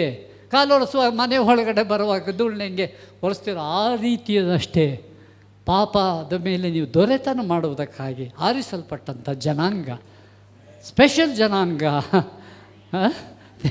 ದೇವರು ಕೇಳುವಂಥದ್ದು ಸ್ಪೆಷಲ್. ವಿದ್ಯೆ ಇಲ್ಲ ಬೇಡ, ABC ಬರೋದಿಲ್ಲ ಬೇಡ. ಯೇಸು ಸ್ವಾಮಿಯ ಬಗ್ಗೆ ಪರಿಚಯ ಇದೆಯಲ್ಲ, ವಾಕ್ಯಗಳನ್ನು ಕೇಳಿದ್ದೀರಲ್ಲ, ಒಂದು ಅವಕಾಶ ದೇವರು ನಿಮಗೆ ಕಲ್ಪಿಸಿಕೊಟ್ಟಿದ್ದಾನೆ. ಆ ಒಂದು ರೀತಿಯಲ್ಲಿ ಹೋಗುವಾಗ ಸೆನ್ಸಿಟಿವಿಟಿ, ಕಂಪ್ಲೀಷನ್, ನಾವು ಮಾಡಿದಂಥದ್ದು ಏನು ದೇವರು ನಿಮಗೆ ಕೊಟ್ಟಿದ್ದಾರೋ ಅದನ್ನು ಮಾಡುವಂಥದ್ದು ಉತ್ಸುಕರಾಗಿ ನಾವು ಮಾಡುವಾಗ ಅದಕ್ಕೆ ದೇವರಿಗೆ ಇದಾಗ್ತದೆ. ವೆಲ್ ಡನ್, ಮಾಡಿದ್ದಿ, ನಾನು ಹೇಳಿದಂಥ ಕಾರ್ಯವನ್ನು ನೀನು ಮಾಡಿದ್ದಿ. ಅಯ್ಯೋ ದೇವರೇ, ನನಗೆ ಶಕ್ತಿ ಸಾಲದು. ಆದರೆ ಪರಿಶುದ್ಧಾತ್ಮನನ್ನು ಕೊಟ್ಟಿದ್ದೇನೆ. ಆತನು ಎಲ್ಲೋ ಪರಲೋಕದಲ್ಲಿ ಇರುವ ದೇವರಲ್ಲ, ಆತನಲ್ಲೂ ಇದ್ದಾನೆ, ನಿಮ್ಮ ಒಳಗಡೆ ವಾಸಿಸ್ತಾನೆ. ಬೇಕಾದಂಥ ಆಲೋಚನೆಗಳನ್ನು ಕೊಡ್ತಾನೆ, ಬಲ ಕೊಡ್ತಾನೆ, ಶಕ್ತಿ ಕೊಡ್ತಾನೆ. ಎಲ್ಲ ಕೊಡೋದಕ್ಕೆ ನಿನ್ನ ಬಲದಿಂದ ಅಲ್ಲ. ನಿಮ್ಮ ಬಲದಿಂದ ನಾವು ಸಫಲವಾದ ಜೀವಿತ ನಡೆಸೋಕ್ಕಾಗೋದಿಲ್ಲ. ದೇವರು ಹೇಳುವಂಥದ್ದು ಪರಿಶುದ್ಧಾತ್ಮನನ್ನು ಉಪಯೋಗ ಮಾಡಿಕೊಳ್ಳ್ರಿ. ಯಾವಲ್ಲೋ ಒಂದೊಂದು ಸರ್ತಿ, ವಾರಕ್ಕೊಂದು ಸರ್ತಿ ಇನ್ಫಿಲಿಂಗ್ ಪರಿಶುದ್ಧಾತ್ಮನಿಂದ ಅಭಿಷೇಕ ಆಗುವಂಥ ತೃಪ್ತರಾಗಬೇಡ್ರಿ. ಪ್ರತಿ ಗಳಿಗೆಯಲ್ಲೇ ನೀವು ಅಡುಗೆ ಮನೆಯಲ್ಲಿರ್ರಿ, ಬಾತ್ರೂಮ್ನಲ್ಲಿರ್ರಿ, ಎಲ್ಲೇ ಇದ್ದರೂ ಕೂಡ ನಿಮ್ಮ ಸಂಪರ್ಕದಿಂದ ಪರಿಶುದ್ಧಾತ್ಮನ ಒಂದು ಸಂಪರ್ಕವನ್ನು ನೀವು ಇಟ್ಟುಕೊಳ್ಳೋದಕ್ಕೆ ಸಾಧ್ಯತೆ ಇದೆ. ಬರೀ ನಿಗದಿಯಾದ ಸಮಯದಲ್ಲಿ ಮಾತ್ರ ಅಲ್ಲ, ಮಿಕ್ಕ ಸಮಯದಲ್ಲಿ ರಸ್ತೆಯಲ್ಲಿ ಹೋಗುವಾಗ. ಆದರೆ ಹುಷಾರಾಗಿರಿ, ವೆಹಿಕಲ್ಗಳು ಓಡಾಡ್ತವೆ, ಆ ಕಣ್ಣುಗಳು ನೋಡ್ತಾ ಇರಬೇಕು. ಆದರೆ ನಿಮ್ಮ ಮನಸ್ಸು ಯಾವಾಗಲೂ ಕೂಡ ದೇವರೊಂದಿಗೆ ಐಕ್ಯವಾಗಿರುವಂಥದ್ದು. ಇದು ಏನು ಮಾಡ್ತದೆ? Joy of glorifying God's assurance. ನೀವು ಯಾವಾಗ ದೇವರ ರಾಜ್ಯಕ್ಕಾಗಿಯೂ ನೀತಿಗಾಗಿಯೂ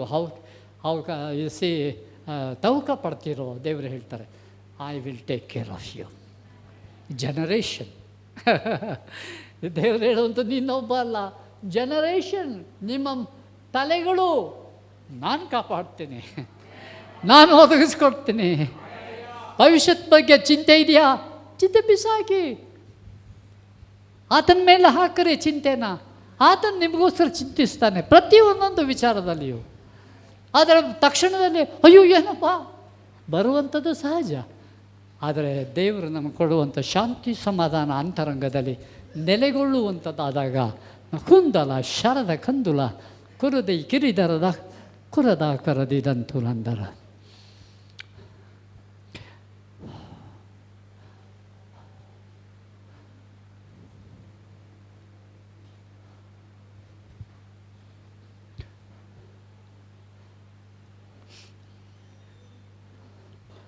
ಇನ್ನೂ 1 ಗಂಟೆ ಮಾತಾಡಬೇಕು ಅಂತ ನನ್ನ ಪ್ರೇರೇಪಣೆ ಇದೆ, ಆದರೆ ಇಲ್ಲಿಗೆ ನಿಲ್ಲಿಸ್ತೇನೆ. ದೇವರು ನಿಮ್ಮನ್ನು ಅಧಿಕವಾಗಿ ಆಶೀರ್ವಾದ ಮಾಡಲಿ.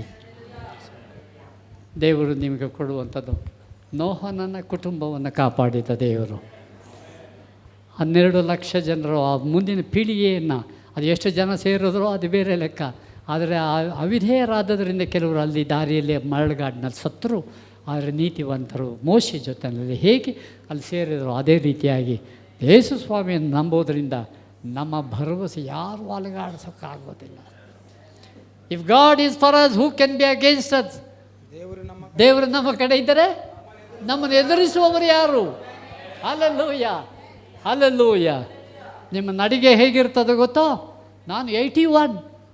ಅವ್ರು ಯಾರೋ ಹೇಳಿದ್ರು, ನೀವು ಬೇರೆ ಏನೇ ಸ್ಟೇಜ್ನಲ್ಲಿರುವಾಗ ನಿಮ್ಮ ಸ್ವರ ದೊಡ್ಡದಾಗಿರ್ತದೆ, ಆಮೇಲೆ ಮೆಟ್ಲು ಹಚ್ಚೋಕ್ಕೆ ಯಾರೋ ಬರಬೇಕು ನಿಮ್ಮ ಜೊತೆಗೆ ಅಂತ. ನಡೀರಿ.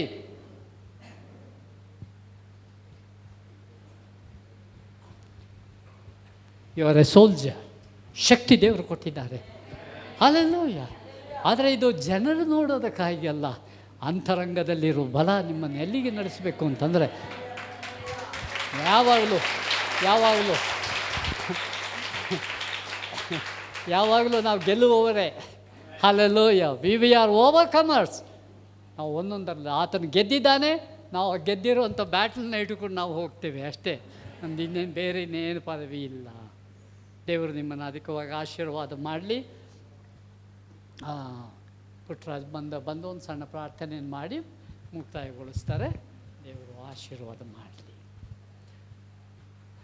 ತಂದೆಯ ದೇವರೇ, ನಿನ್ನ ಸಾನ್ನಿಧ್ಯದಲ್ಲಿಯೇ ಇದ್ದೇವೆ. ನಮ್ಮ ಕೂಡ ಮಾತನಾಡಿದ್ದಿ.